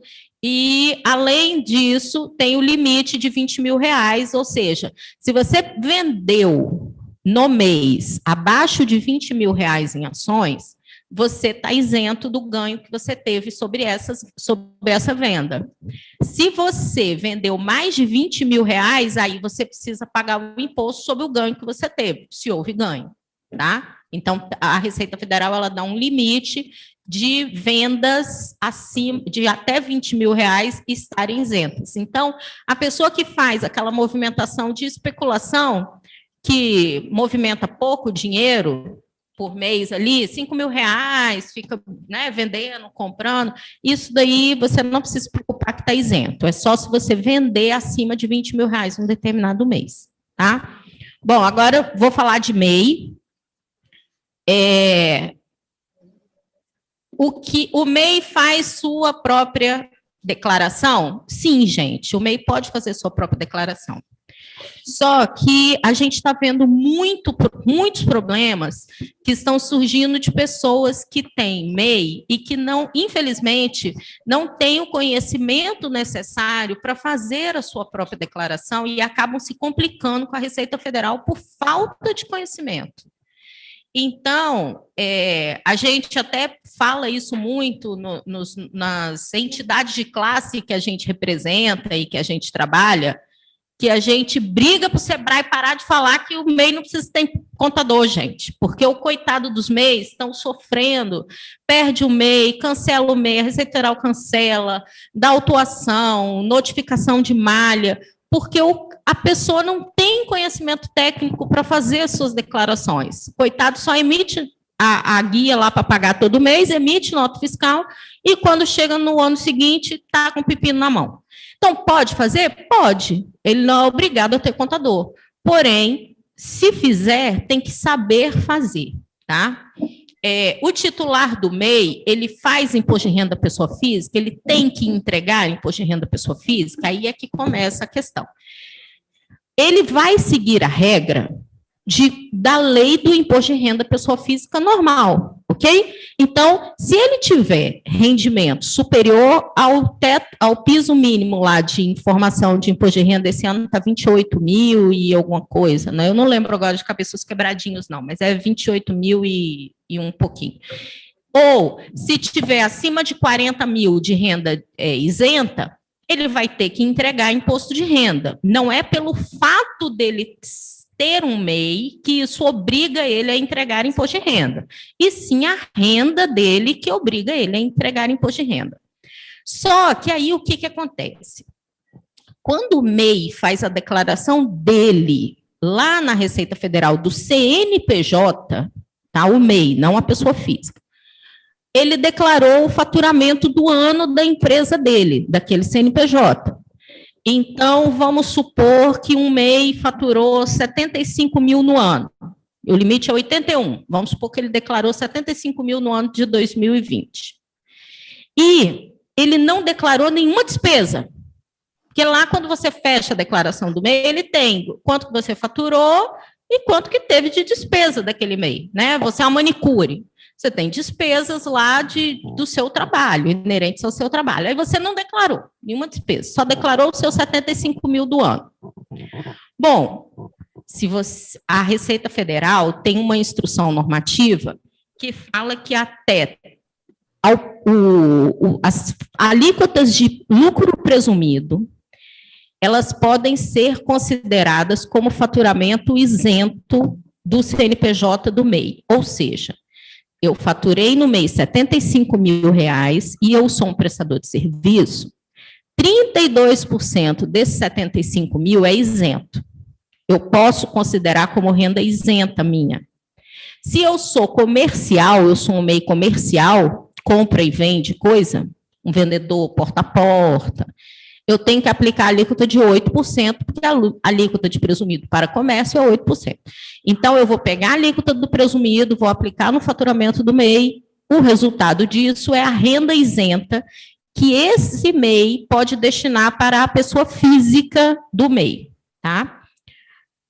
A diferença disso para o que o MEI faturou é tributado, se você não lançar lá as despesas. Porque, olha bem, eu tenho 75 mil de faturamento, a Receita Federal me permite 32% de renda isenta, aproximadamente R$25 mil aí, um pouquinho mais. R$50 mil, então, que esse MEI faturou, se eu não declarei nenhuma despesa, a Receita Federal entende que esses R$50 mil é renda tributada minha. E aí, eu tenho que entregar a declaração de imposto de renda, porque lógico, passa dos 28.559. Então, a primeira coisa, a declaração do MEI tem que ser feita corretamente dentro da Receita Federal, com as despesas que realmente aconteceram para esse MEI, porque aí vai sobrar o dinheiro realmente do que a pessoa ficou para ela. E aí ela vai provavelmente, na maioria das vezes, cair nas faixas de isento e não vai precisar fazer a declaração de imposto de renda da pessoa física. Agora, se ele declarou só rendimento e não declarou despesa, ele vai ter o MEI cancelado. Eu recebi 4 MEIs já me pedindo ajuda, recentemente, agora no início do ano, porque tiveram um MEI cancelado por esse motivo. Porque na hora deles fazerem a declaração de MEI deles, eles não declararam as despesas. E aí, coitados, tiveram MEI cancelado sem entender por quê. Mas por que foi cancelado? Eu não faturei mais do que eu podia, eu só faturei meu limite, por que cancelou? Aí, quando foi investigar, era essa questão de ter feito a declaração do MEI errada, sem as despesas. Por isso que precisa de contabilidade no MEI, né? Precisa, gente. O MEI precisa de contador, tá? E não tem jeito, tem pra onde correr. E tem contador hoje que está se especializando em atender MEI. E que não é tão caro, são pessoas que praticam preços, né, mais populares realmente, porque o serviço é mais simples na maioria das vezes. Então, mas as pessoas têm que entender que o objetivo fim da contabilidade não é pagar tributos, né, e sim demonstrar quanto de tributo se pagou e se a operação, inclusive, é rentável e lucrativa. A gestão do negócio. É a gestão do negócio. Então, a entrega do resultado como um todo, da DRE e do balanço, é para se levar a uma tomada de decisão gerencial, né? E MEI não se preocupa com isso, né? Pelo menos é o que a gente observa que o mercado, né? Exatamente. Então, o que o MEI declara é isso, o MEI declara para a pessoa jurídica, né? Para o CNPJ, ele vai declarar só faturamento e total de despesas, e a pessoa física vai ter que fazer declaração de pessoa física se o faturamento dela se enquadrar dentro dessas condições que eu falei dos percentuais e dos limites da renda de pessoa física. O titular do MEI, ele vai declarar na declaração de imposto de renda pessoa física dele todas as despesas normais de uma declaração de imposto de renda que a Carla relacionou lá no início, e ele vai declarar como renda isenta proveniente do MEI o percentual da alíquota do presumido aplicado no faturamento e a diferença entre isso e a despesa e o faturamento total como renda tributável e aplicar as alíquotas de imposto de renda na tabela progressiva. A Receita pode notificar o MEI em caso de omissão de informação? É omissão, tá, gente? Não é emissão, foi só um erro de digitação ali. Vivo tem essas coisas. Pode notificar o MEI? Sim, pode notificar o MEI. O que normalmente acontece não é notificação. Você perde o benefício do MEI. Foi isso que aconteceu com esses MEIs que a matrícula do MEI. Cancela, na verdade, a inscrição de MEI. Você passa a ser um CNPJ regular, normal. Você não tem o benefício. E se não optar pelo Simples, você está muito mais enrascado ainda. Se não optar pelo Simples, aí lascou tudo. Tá? Então, perde o MEI, né? É isso aí, perde o MEI. O MEI é um benefício. E passa a ser um CNPJ normal. Agora, quem que quer que vai falar da malha fina, eu queria, gente? pessoal, aproveitar e chamar o Maurício. Silvio, põe Maurício aí para nós na tela. Cadê o Maurício? Maurício tá aí, Maurício? Vamos matar Opa, tô aqui. Aí, deixa você aparecer para nós. Espera aí que o Silvio vai colocar você aí na nossa tela. Maurício, que Silvio vai dar um jeito aí. Estamos ansiosos pela sua presença virtual. Tá barbudo, Maurício. Obrigado. Tá barbudo, o Maurício sempre foi barbudo, gente. Não, tinha acabado a barba? Pandemia. Pandemia? Lobisomem, ele tá? Não, né? Não. Maurício, por que as barbearias estão fechadas aí em São Paulo? O que aconteceu? Não, estão fechados. Aqui tá tudo em lockdown aqui. Tá. Sim, Maurício, precisa só um pouquinho. Por sorte, eu não tenho esse problema com o cabelo, mas com a barba eu tenho. Ô, Maurício, obrigada por você estar aqui com a gente, tá? Agradecer a sua presença, nosso convidado online agora, né? Tá vendo, gente? Tecnologia é muito moderna. A tecnologia é tudo, né? A gente está tendo o Maurício aqui lá de São Paulo junto com a gente. Não está bebendo vinho ainda, Maurício, mas não faltará oportunidade. Vai fazer um tintim para você. Opa, com certeza. Maurício, a gente falou que ia contar hoje um assunto que são as ferramentas de verificação, né? Então, você, como fundador da Conferir, conta para a gente um pouquinho, fala um pouco da importância dessas ferramentas de verificação, conta para a gente um pouquinho o que seria isso, qual a importância, fala um pouquinho para a gente disso. Perfeito. Tá liberado para eu poder também demonstrar minha tela? Tá, pode compartilhar sua tela. É muito importante as ferramentas, porque vocês estavam falando, assim, sobre muitos temas, né? Então, vocês estavam falando sobre criptomoedas, depois entraram em ações, em aplicações, depois MEI. Então, olha a complexidade que um contador precisa ter para fazer uma declaração de imposto de renda à pessoa física. E se você não tiver uma ferramenta tecnológica que te ajude, você vai única e tão somente cumprir com uma obrigação. E a gente aqui no Conferir, nós pregamos que a declaração de imposto de renda é uma celebração do contador com o cliente, né? Porque é uma hora que você vai renovar o seu contrato, muitas vezes, da sua pessoa jurídica. Porque na pessoa jurídica, ele, às vezes, não tem nem contato com a contabilidade. Quem vai ter ali são os influenciadores e não os decisores. Então, nesse momento, é que ele vai falar, pô, espera aí, eu vou continuar trabalhando com esse contador, que esse cara me traz as soluções. Só que, para que você tenha que seguir todas essas regras e você dar um atendimento de excelência, você precisa de um fator hoje cada vez mais escasso, um recurso, cada vez mais escasso, que é o recurso tempo. E para você ter tempo, obviamente, você tem que atrelar a parte técnica com a parte tecnológica. Então, eu vou demonstrar aqui rapidamente como que a gente consegue ganhar tempo para que você consiga se especializar em criptomoedas, para que você consiga se especializar em ações, para que você consiga se especializar em MEI e ainda dar um baita de um atendimento para cliente. Então, assim, existe mercado para o imposto de renda? Sem dúvida nenhuma. No ano passado foram entregues 31.980.000 declarações, esse ano a previsão 32.619. A Tamira estava falando muito bem falado sobre a questão das ações. Hoje, se uma pessoa aplica, por exemplo, R$100 em ações, ela é obrigada a fazer declaração de imposto de renda, né? Isso é obrigatório por lei, independentemente se ela teve ganho ou se ela teve prejuízo. Então, e no ano passado, segundo uma pesquisa que saiu, foram abertas mais de 1,5 milhão de contas nas corretoras de valores mobiliários para que as pessoas pudessem fazer aplicações em ações. Então, são 1.500.000 pessoas a mais que provavelmente terão que fazer a declaração de imposto de renda. E como que eu consigo ganhar um pouco mais de tempo, né? Então, bom, com ferramentas tecnológicas. Por quê?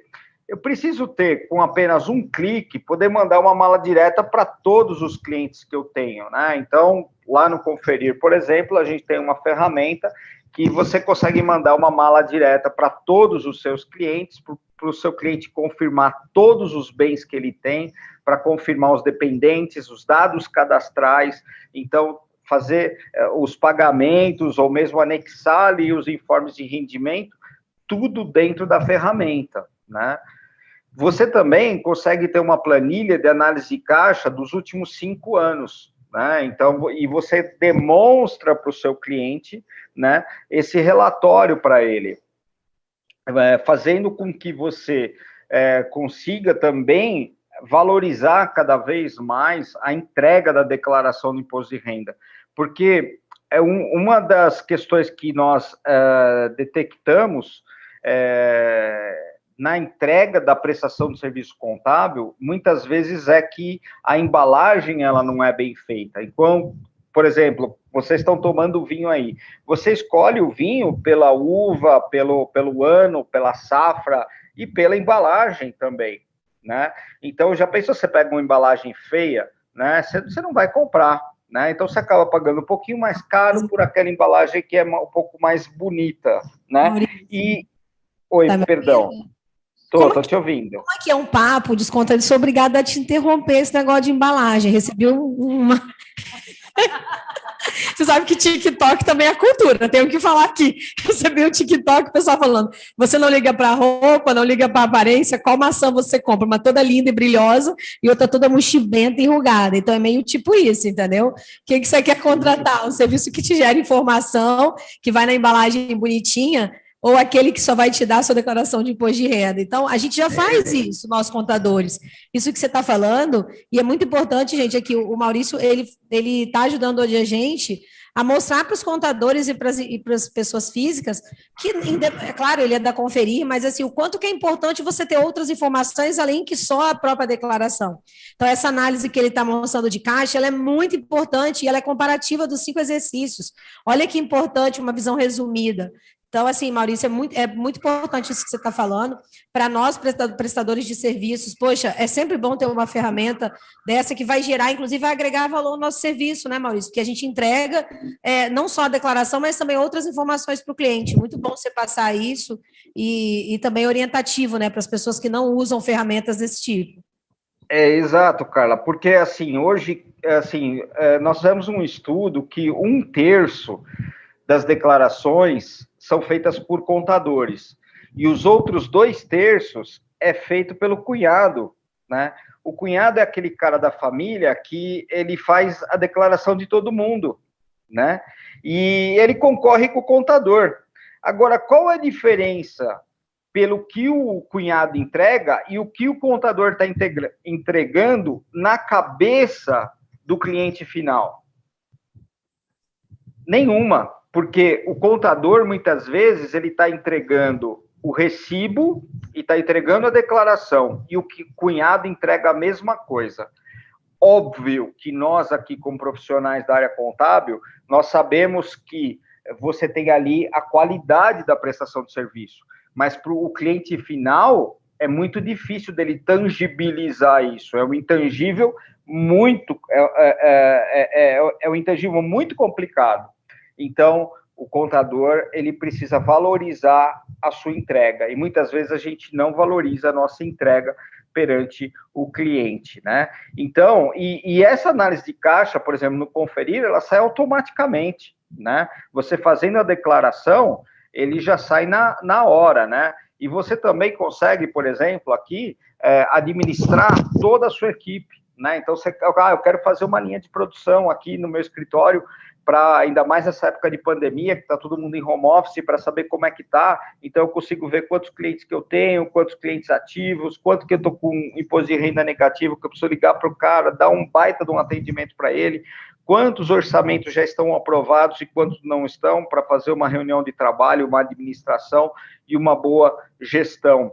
E, em especial, depois você dá um pós-venda para o seu cliente, né? Você ter lá, por exemplo, um robô que ele vai diariamente na Receita Federal verificar se qual o status da declaração, se ela foi processada hoje em 8 horas, quando se entrega uma declaração, já sai o processamento dela, o status dela, se ela já foi processada, se caiu na malha fina, e aí se ela vai entrar numa fila de restituição, isso daí é o segundo passo do processamento, né, da fila de restituição, e você pode avisar o seu cliente. Nós temos clientes em todo o Brasil que eles mandam, o nosso robô manda um e-mail para ele logo cedo, falando assim, olha, o seu cliente saiu a restituição dele, e ele manda um WhatsApp para o cliente, fala, olha, a restituição dia 15 está saindo está entrando na sua conta por valor tal.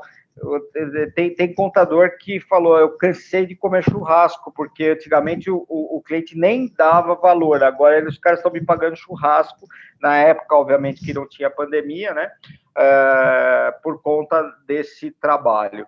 E aí, nós fizemos uma pequena análise de quanto tempo que se gasta fazendo as atividades, um fluxo de atividades, na declaração de imposto de renda, e como que você consegue ganhar tempo para você trabalhar um diferencial do que os cunhados não podem entregar, que é o atendimento, né?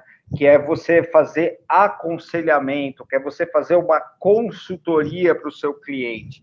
Então, por exemplo, se você gasta cobrando documento no seu escritório, nós estamos falando aí em todo o período da declaração, aproximadamente 32 horas. Isso é pesquisa, tá? Nós temos uma pesquisa com mais ou menos 100 clientes.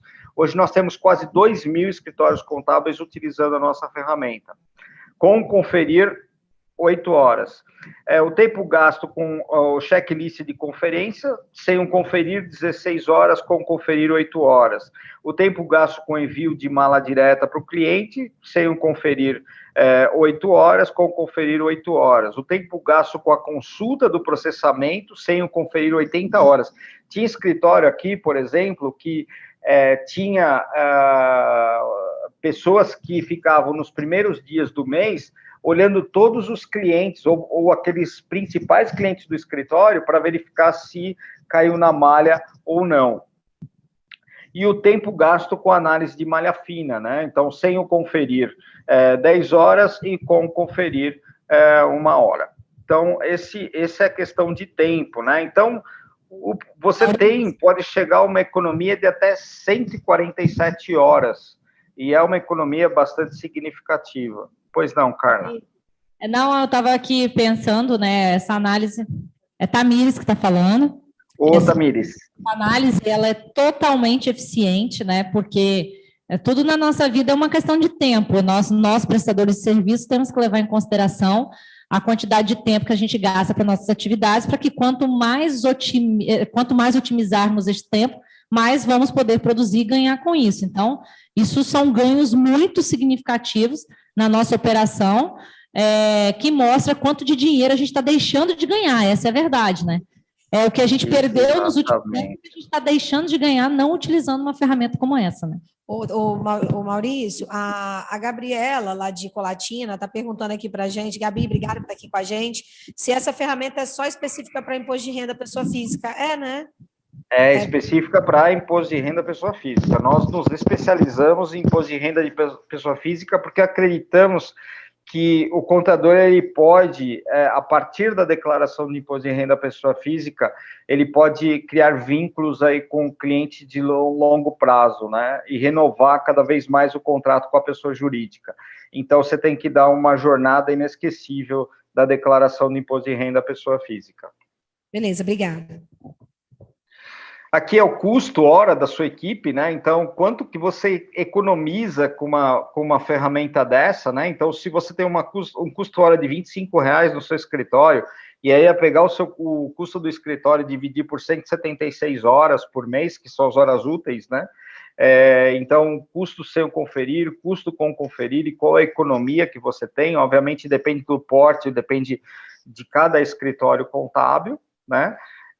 E depois, obviamente, você vai ter tempo aí para se dedicar a vender mais, né? A criar uma estratégia de indicação de clientes para estar vendendo mais serviços, né? Junto aos seus clientes, né?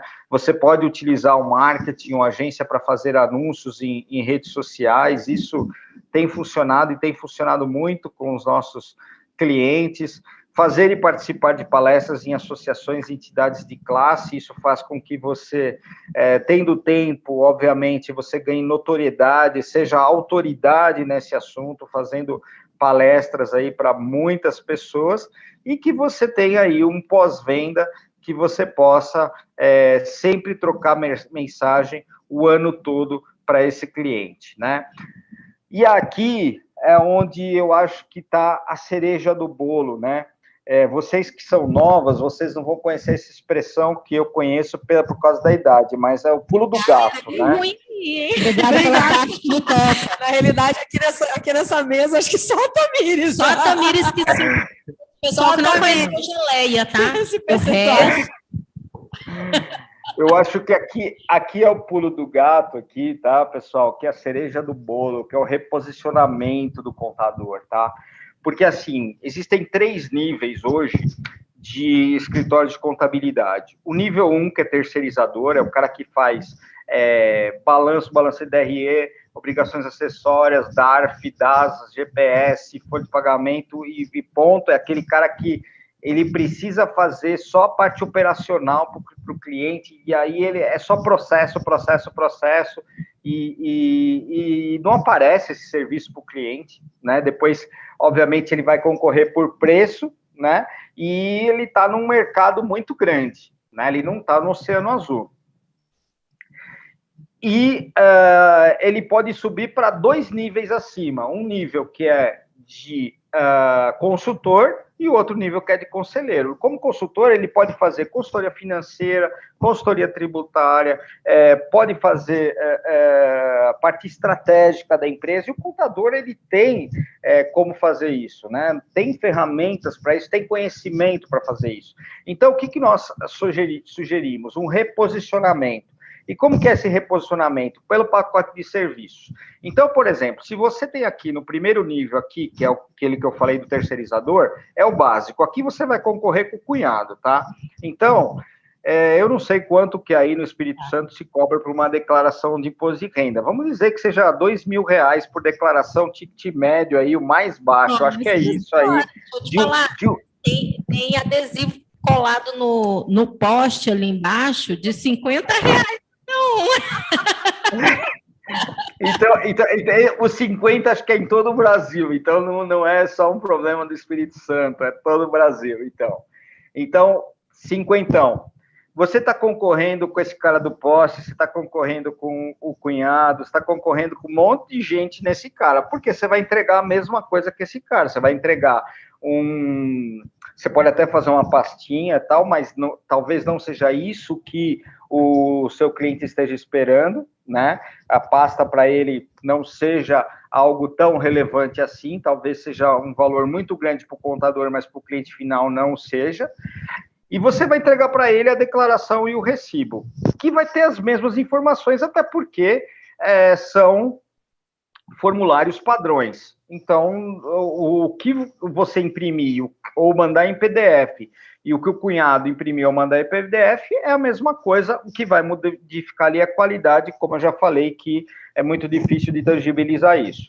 Só que você pode chegar para esse cara e falar assim, é o seguinte, eu te cobro aqui R$50, mas ao invés de eu te cobrar R$50, eu te cobro 80. E aí você já sobe o ticket da sua declaração. Só que eu vou te entregar o seguinte, eu vou te entregar, é um serviço com 5 anos de garantia, porque eu te garanto que é 5 anos, e de fato, quando você faz uma declaração, você precisa acompanhar por 5 anos, isso daí A Carla, que é presidente do Conselho Regional de Contabilidade, ela pode reafirmar isso aí. São 5 anos de garantia. Eu vou fazer para você toda a análise do seu caixa para verificar se estourou, se não estourou, se você tem origem de todos os seus recursos. Eu vou acompanhar a sua malha fina, se você vai cair na malha fina, e aí eu posso, se você cair, eu posso fazer ali todo o processo para malha fina, e vai ter um robô que diariamente vai até a Receita Federal verificar se foi processado ou não. E assim que tiver processado, eu já mando a informação para você. E vou fazer para você também um planejamento tributário. Sabe quanto você vai gastar para fazer isso? Nada. Por quê? Porque o Conferir já solta todas essas informações de forma automática, né? Basta, obviamente, parametrizar. E aí, obviamente, sobrando tempo, aí você vai começar a passar de um perfil operacional para ser um perfil consultor, para ser um perfil conselheiro. Para ser um perfil consultor, para ser um perfil conselheiro, você pode fazer consultoria financeira, consultoria de investimentos e consultoria de endividamento. Não para todos os clientes, você vai pegar aqueles seus top 10 lá, os maiores clientes que você tem, fazer uma consultoria financeira para o cara, fazer eventualmente uma pesquisa. A Tamiris trouxe aí, por exemplo, lá aquela informação do Bitcoin, da BTG. É óbvio que para um cliente ultra, hiper, mega conservador que tem dinheiro na poupança, você não vai indicar isso, mas você vai indicar um outro fundo de renda fixa para esse cara que muitas vezes está rendendo mais. Então, vamos pegar um exemplo aqui de um cara que foi lá no seu escritório e o cara tem 1 milhão lá aplicado na poupança, lá no Banco do Brasil. E eu falo Banco do Brasil porque é a menor poupança, né? Que é o que menos paga. Vamos dizer que paga 4% ao ano, menos que a inflação. Então, o cara que tem 1 milhão, ele está tendo uma remuneração de 40 mil reais. Você faz uma pesquisa das maiores aplicações financeiras, das mais rentáveis aplicações financeiras. Isso é uma pesquisa que você pode fazer no Google, até porque o contador é um cientista de dados, e isso é um dado muito relevante para o nosso cliente, de tendência de futuro, e você falar assim para ele, olha, eu quero, se você aplicar aqui no fundo de investimento do próprio Banco do Brasil, perdão, ou do Banco XPTO, do Banco XPTB, ou qualquer outro banco, ao invés de 4%, vai render 7, 8% já líquido de imposto de renda. Então, olha o que você está levando para o seu cliente. Você está levando o dobro de ganho. Você acha que esse cara vai estar preocupado em pagar R$1.000 nesse plano top aqui para vocês? Ou nesse plano super aqui para vocês? Ou ele vai estar querendo contratar o 50 aí do poste ou o cunhado dele para fazer a declaração? Você está levando para ele uma rentabilidade de mais 4%, 5% ao ano. A cada 1 milhão, isso representa 40, 50 mil reais. Olha que oportunidade de negócio que o contador pode desenvolver. Ah, puxa, mas eu não quero fazer essa pesquisa tal. Pessoal, XP, Ágora, qualquer corretora de grande porte, você pode fazer parceria para eles e falar, cara, me faz aqui um simulado, uma pesquisa, alguma coisa nesse sentido. Então, mas só que para você fazer isso, obviamente, você precisa ter um recurso chamado tempo. E esse é o principal recurso, e o Conferir trouxe o tempo para você ganhar oportunidade, para você ganhar segurança, né? Para você demonstrar para o seu cliente que você fez um trabalho super bacana para ele e que você pesquisou a vida dele e que ele pode ter aí uma jornada muito legal, tá bom? Então, essa era o meu recado aqui, né? Acho que eu falei até um pouco a mais do que Não, Maurício, estava combinado, né? Então, peço desculpas aí para vocês. Nada, Maurício. Queria que você ficasse aqui com a gente mais um pouquinho. Você tocou num assunto importante que eu vou passar aqui na apresentação, que é sobre malha fina, né? Então, queria falar para as pessoas que estão nos assistindo agora e posteriormente, a Receita Federal não tem mais atendimento, né, presencial. Então, bem, se você não tiver um sistema igual você mostrou, que já verifica a malha diariamente, né, para prestar esse serviço do seu cliente ou o próprio cliente, você vai ter que fazer um agendamento na Receita Federal para poder conseguir que a Receita te atenda. Só que a Receita não está mais fazendo agendamento presencial. Então, você vai ter que fazer um atendimento online, né, o atendimento virtual do plantão fiscal, e vai ter que solicitar um serviço para o processo digital para poder resolver o seu problema. Uma dificuldade enorme para muitos contribuintes. Então, realmente, eu não conhecia de você falar, a declaração de imposto de renda, então, ela torna-se, claro, uma fonte de recurso e uma prestação de serviço efetiva que o profissional de contabilidade pode incluir no rol dele de prestação de serviço e não, como muitos levam em consideração, como um bico, vamos dizer assim, né? A malha fina é quando você tem, né, valores incorretos, incoerentes, omissão de informação, como o Tamires falou, a gente comentou algumas, Milza também, ou ainda quando você não consegue comprovar, né, Maurício, algumas situações. Então, quando você vai lá conferir e ele coloca, claro que você tem que entrar no site da Receita, analisar qual foi o item de malha, né, identificar e analisar se aquilo está correto ou não, e nada não vai mudar o fato de você, apesar do sistema indicar, você tem que fazer o processo digital. Isso não vai mudar, mas pelo menos você vai acompanhar tempestivamente se você caiu na malha ou não, se o seu cliente caiu na malha ou não, qual foi o motivo disso, para que a gente consiga identificar e ser mais proativo na prestação de serviço.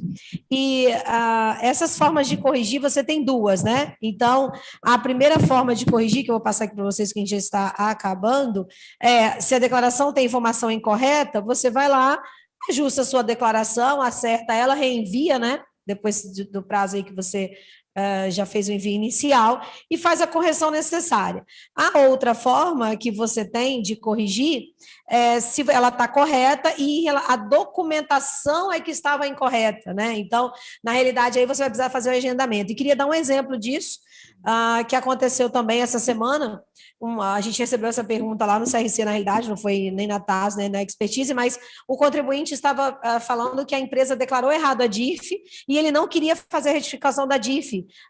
Durante esse período de desemprego, muitas pessoas só receberam alguns meses de salário. E aí a empresa informou o ano inteiro de salário. E aí entrou aquela discussão junto com o pessoal do departamento pessoal e ele não queria fazer a retificação, disse que não vai fazer. E aí a contribuinte estava desesperada. Como é que eu faço? Eu falei, você vai cair na malha. Então, o que você tem que fazer? Notificar a empresa normalmente para ela fazer a retificação, porque você tem os comprovantes, né? Como a gente falou aí de idade, os famosos olerites. Você tem os comprovantes, que são seus olerites, seus contra-cheques, para comprovar o quanto efetivamente você recebeu, a sua conta bancária, e aí você vai ter que fazer uma notificação para a empresa. A empresa, mesmo assim, não retificou, você vai cair na malha fina, você vai verificar isso através do sistema, ou quando você acessar o site da Receita, você vai ter que fazer um processo digital, informar isso para a Receita Federal. É importante ressaltar que quem fez a declaração ADIF errada, inclusive é passível de multa, né, por informação incorreta. Então, é muito importante os contribuintes se atentarem para isso, para poder as formas de corrigir. A multa do imposto de renda, ela é pequena, né, até pelo tipo de declaração, ela é de R$ 165, né, que você, quando você não tem imposto para pagar, ou de 1% do imposto devido, né, quando você tem um valor acima dos 165. Então, e essa multa vai aumentando de acordo com o tempo de atraso da declaração e pode chegar até 20% do imposto de renda. Então, as pessoas têm que ficar atentas. Uma coisa muito importante são os cruzamentos, vale lembrar, né, gente, sempre, né, a gente tem várias declarações que muitas empresas entregam. E aí, Maurício, vale a dica para conferir, né? Quem sabe no futuro fazer a integração com essas declarações aí enviadas, né? Sei lá se tem alguma forma de MED, de MOF, DECRED, informações contábeis. Muitas dessas declarações são enviadas aí pelas empresas e que fazem aí o cruzamento com o imposto de renda da pessoa física. E é importante ressaltar... Carla, deixa eu então, já dar um spoiler aqui em primeira mão, tá? Nós estamos trabalhando nisso, né, de pelo menos os informes de rendimento da fonte da DIRF, da fonte pagadora, né, exceto o banco, nós já vamos trazer esses informes de rendimento, né, isso hoje já está disponível lá no ECAC da pessoa física, e nós já estamos desenvolvendo para trazer essa informação. Quando você falou lá de malha fina, a nossa ferramenta, ela já traz, inclusive, o extrato, tá? De qual é o problema que está acontecendo naquele contribuinte. Então, para que você rapidamente tome aí as ações necessárias, e aí hoje você tem que entrar lá com o processo que é o DDA, né? Que é um processo eletrônico, e já anexando toda a documentação de uma forma muito simples, muito, muito rápida e muito ágil, e a Receita também faz uma análise dessas informações de uma forma bem rápida. Então, nós estamos trabalhando aí para fazer esse cruzamento de informações, e além disso, cara, nós temos uma análise de malha fina dentro do sistema, porque a Receita Federal ela tem 17 métricas que ela mede se aquele contribuinte pode ou não cair na malha fina, né? E nós fazemos essa análise e há um relatório onde fala, olha, esse cara pode cair na malha fina, porque nem sempre ele pode cair na malha fina porque ele está omitindo receita ou porque ele tenha, mas às vezes ele tem lá uma despesa médica muito alta, e aí, de fato, isso acaba caindo. O que cai muito são rendimentos recebidos acumuladamente, então tudo isso tem dado muita malha fina, né? Pensão judicial também tem dado muita malha fina, então são algumas coisas que a gente coloca como ponto de atenção. E, Maurício, é importante ressaltar que, por exemplo, quando você vai fazer o processo digital, você tem 5 pontos, né, de escolha: termo de intimação, retificação de lançamento, que você comentou aí, impugnação das retificações de lançamento, impugnação totalmente de notificação de lançamento e apresentação de documentos. E a Receita Federal ela tem a triagem toda eletrônica, né? Que é a triagem na entrada que ela faz de documentos, são 2 triagens na entrada que são feitas. E a terceira triagem, que é quando você faz as notificações de lançamento. Então, todo esse processo de triagem da Receita Federal é decorrente de 80 itens hoje, né, que tem de malha, né, os principais. Então, você comentou alguns aí, que é a caixa de despesa médica, tem também rendimentos isentos, né, então a Receita Federal, ela comenta isso. Então, esses 8 pontos de triagem... Olha, outra coisa que dá muita malha é pagamentos para o exterior, por exemplo. Sim. Está estudando no exterior, né, e aí porque você paga é dedutível, né, uma instrução no exterior, desde que seja... Lógico, um curso de graduação ou pós-graduação, quer dizer, tem que estar dentro das regras ali normais, né, da nossa legislação, mas a Receita Federal ela não tem como cruzar essa informação dessa instituição de ensino no exterior, como ela tem como cruzar dentro do Brasil. Então, sempre que tem pagamento para o exterior, acaba caindo na malha, porque ele quer que você... Principalmente que você comprove a documentação que você efetivamente pagou aquela instrução ou o que quer que seja. Que e quando não tem convênio, porque muitos países têm convênios de informações, então também as pessoas desconhecem isso, né, Maurício? E aí, nessa triagem de você entregar o processo digital, que são 11 itens de triagem até você completar o processo digital, não são difíceis, como você falou, vir anexando o documento de acordo com cada passo. Então, o contribuinte ele pode se resolver, mas muitos contribuintes têm dúvida e, pior, têm medo. Né? Então, por isso que a gente sempre sugere, poxa, um profissional contábil é um profissional indicado para te ajudar nesse aspecto, né? É uma pessoa que vai contribuir com uma ferramenta de verificação mais ainda. Então, todos esses pontos são muito importantes que a gente está comentando aqui. Então, vale lembrar essa questão dos cruzamentos. Bem, pessoal, essa é a nossa mensagem, né? A gente respondeu várias dúvidas aqui. Maurício, você está vendo que você não está aqui presencial, mas quem sabe, né? Você venha presencial aí, se Deus quiser, em 2021, ou participa com a gente em alguma outra. A gente bebe vinho, come tábua de frios. Quando tem convidado assim, já tivemos alguns, eu ainda vou para a cozinha para fazer comida. Carla ainda vai para a cozinha, tá? Entendeu? É um papo mesmo. Então, gente, bem, eu vou começar a me despedir para a Milza fazer o encerramento. Muito obrigada, queria agradecer ao Maurício a sua participação, né, aqui com a gente, e queria, assim, falar 2 novidades antes de passar aqui para a Tamires para se despedir. Para o Maurício e para todo mundo que está nos assistindo e vai nos assistir, as nossas empresas se juntaram e montaram uma empresa chamada Tex BPO Finance, que é uma empresa de BPO financeiro, Maurício, aqui do Espírito Santo. Então, a gente vai, é uma empresa, é a primeira, né, de BPO financeiro nos moldes, como a gente está fazendo, que tem o foco total de importar dados para a empresa contábil do cliente, né? Então, nosso foco é somente financeiro para pequenas e médias empresas, e o nosso foco é gerar informação para o contador da empresa, né? Já integrada naquela visão do contador ser mesmo consultor do cliente. Então, a gente lançou a empresa no mês de março agora, e a gente vai começar a fazer uma bateria de reuniões com empresas de contabilidade. Então, já agradeço às empresas que estão, algumas estão aqui ouvindo a gente, que vão nos receber na sexta-feira para a gente já apresentar o projeto. E também, assim, uma coisa importante demais nesse momento aí de LGPD, né, Maurício, que é uma coisa muito legal, não sei se o sistema já tem isso, é que os contadores façam contratos de prestação de serviço com os seus clientes de pessoa física e coloquem cláusula da Lei Geral de Proteção de Dados e peçam para os seus clientes assinarem. Muito importante isso.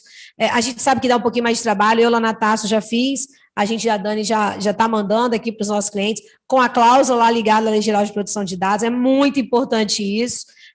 A gente pode ter muitas situações nos próximos 5 anos, então vale a lembrança, né, para que a gente não tenha nenhum problema. No mais é isso, vou passar para a Tamires agora. Bom, primeiro, obrigada mais uma vez, Maurício, pela sua presença, pela oportunidade, pela confiança de estar aqui conosco. O projeto Live Técnica e Confraria, ele já vai fazer aniversário daqui a pouco, a gente tem que até programar a festa falando nisso. E espero que tudo isso tenha passado para que a gente possa reunir todos que nos apoiaram, que confiaram nesse projeto, que continuam confiando. Trouxemos tantos profissionais brilhantes como você, com ideias tão brilhantes como essa que você teve de criar a Conferir, né, que trazem, claro, todos nós temos o objetivo de criar empresas, de obter lucro, mas a gente tem uma essência humana nisso tudo, que é poder colaborar para a melhoria da profissão contábil, para poder levar os contadores aos patamares mais altos possíveis, uma vez que essa profissão, desde anos, sempre foi desvalorizada e hoje ela assumiu uma escala imensurável dentro das empresas, uma necessidade imensurável dentro das companhias. Então, parabéns pelo seu trabalho. Mais uma vez, obrigado pela oportunidade. Aos que estão nos ouvindo, muito obrigada. Obrigada por sempre estarem conosco. Nós temos pessoas aqui na live que nunca perderam nenhuma live nossa. Então, por incrível que pareça, tem. Nunca perderam nenhuma live. Então, assim, o nosso projeto é mostrar, assim, é falar ao vivo sobre o que a gente sabe, sobre o que a gente gosta, para para temas que são muito oportunos para o momento, mas, sobretudo, deixar isso registrado para que a gente possa oportunizar e facilitar o caminho das pessoas que estão vindo depois de nós, para que tenham um caminho mais fácil do que o nosso. Então, eu acho que esse é o nosso grande objetivo. Realmente estamos muito felizes e contentes com a Tex. A Tex traz uma proposta de BPO financeiro muito diferente do que o mercado brasileiro tem hoje. Nós, de fato, queremos ser também parceiros dos clientes contadores. Nós queremos auxiliar e melhorar o caminho dos nossos colegas contadores pela experiência que nós já adquirimos dentro dos nossos clientes. Então, acho que tem tudo para dar muito certo. E nós temos grandes amigos e parceiros que estão sempre nos apoiando, assim como você. Obrigada, Maurício. Obrigada a todos os demais. Então, Tamires já fez a apresentação da Tex, porque sabe que a Tamires é o nosso comercial, né? Não precisava nem explicar isso, né? Todo mundo já sabe, né? A pegadinha comercial dela é maravilhosa. Agradecer muito ao Maurício. O Maurício já esteve aqui em Vitória algumas vezes apresentando a Conferir, né? No CRC, para a Ascov, nós somos parceiros, na Conescap já apresentou, então, assim, a gente levanta a bandeira realmente de ferramentas que a gente confia, que a gente tem a possibilidade de usar e de conhecer e que vai facilitar a vida do contador muito, muito mesmo. Eu conheço escritório que reduziu o quadro de funcionários pelo uso do Conferir, porque tinha um grande número de declarações de imposto de renda e tinha pessoas que ficavam monitorando malha, por exemplo, e restituição, que é uma coisa que o robozinho da Conferir faz, né, automaticamente. Então, conseguiu reduzir custos com a aplicação da ferramenta. Isso é uma realidade.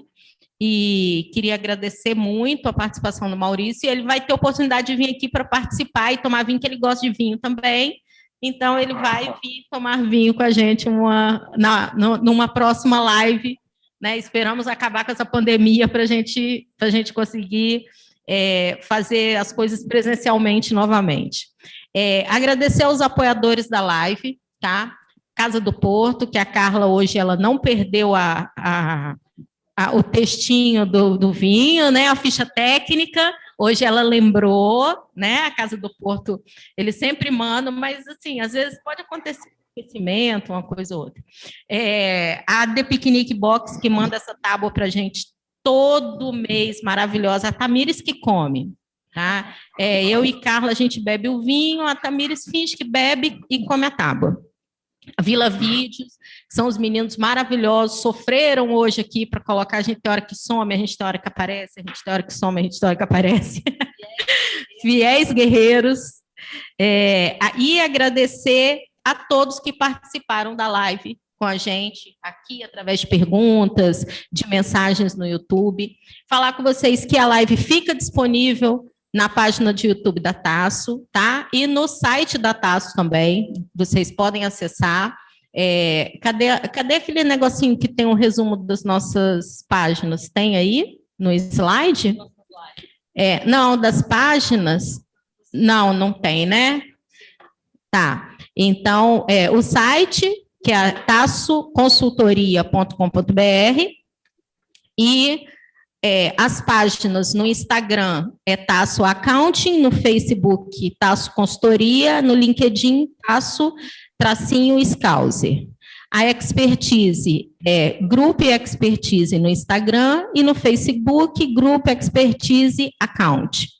A Tex no Instagram Tex BPO Finance, no Facebook tex.bpofinance e no LinkedIn Tex BPO Finance. Então, aí estão as nossas páginas, e quem quiser o material da live, pode pedir também através do site da Tasso, que a gente encaminha, a Dani, tá? Vamos dar nome para as pessoas. Eu não vou encaminhar, a Carla não vai encaminhar, a Tamires não vai encaminhar, vai sobrar para a Dani. Se você precisar, deixa uma mensagem que a Dani manda, tá? Na prática é isso aí. Muito obrigada. Obrigada, pessoal. Mais uma vez. Boa noite, gente. Tchau, Maurício. Boa noite, obrigado. Só dar um último recadinho. Toda sexta-feira, às 8 da manhã, nós temos o Café com Imposto de Renda, com o professor Walter Kopp. O professor Walter, ele é ex-superintendente do Imposto de Renda Pessoa Física aqui no estado de São Paulo, tirando todas as dúvidas sobre imposto de renda. Então, você vai lá no chat e já tira todas as dúvidas na hora, ou mesmo se inscreve no nosso canal e tira a dúvida. Toda sexta-feira, às 8 da manhã, até umas 9h15, 9h30, tem um Café com Imposto de Renda, tá bom? Foi um prazer participar com vocês, muito obrigado, e fico sempre à disposição de vocês, tá bom? Obrigadão. Tchau, obrigado. Tchau, obrigado, boa noite.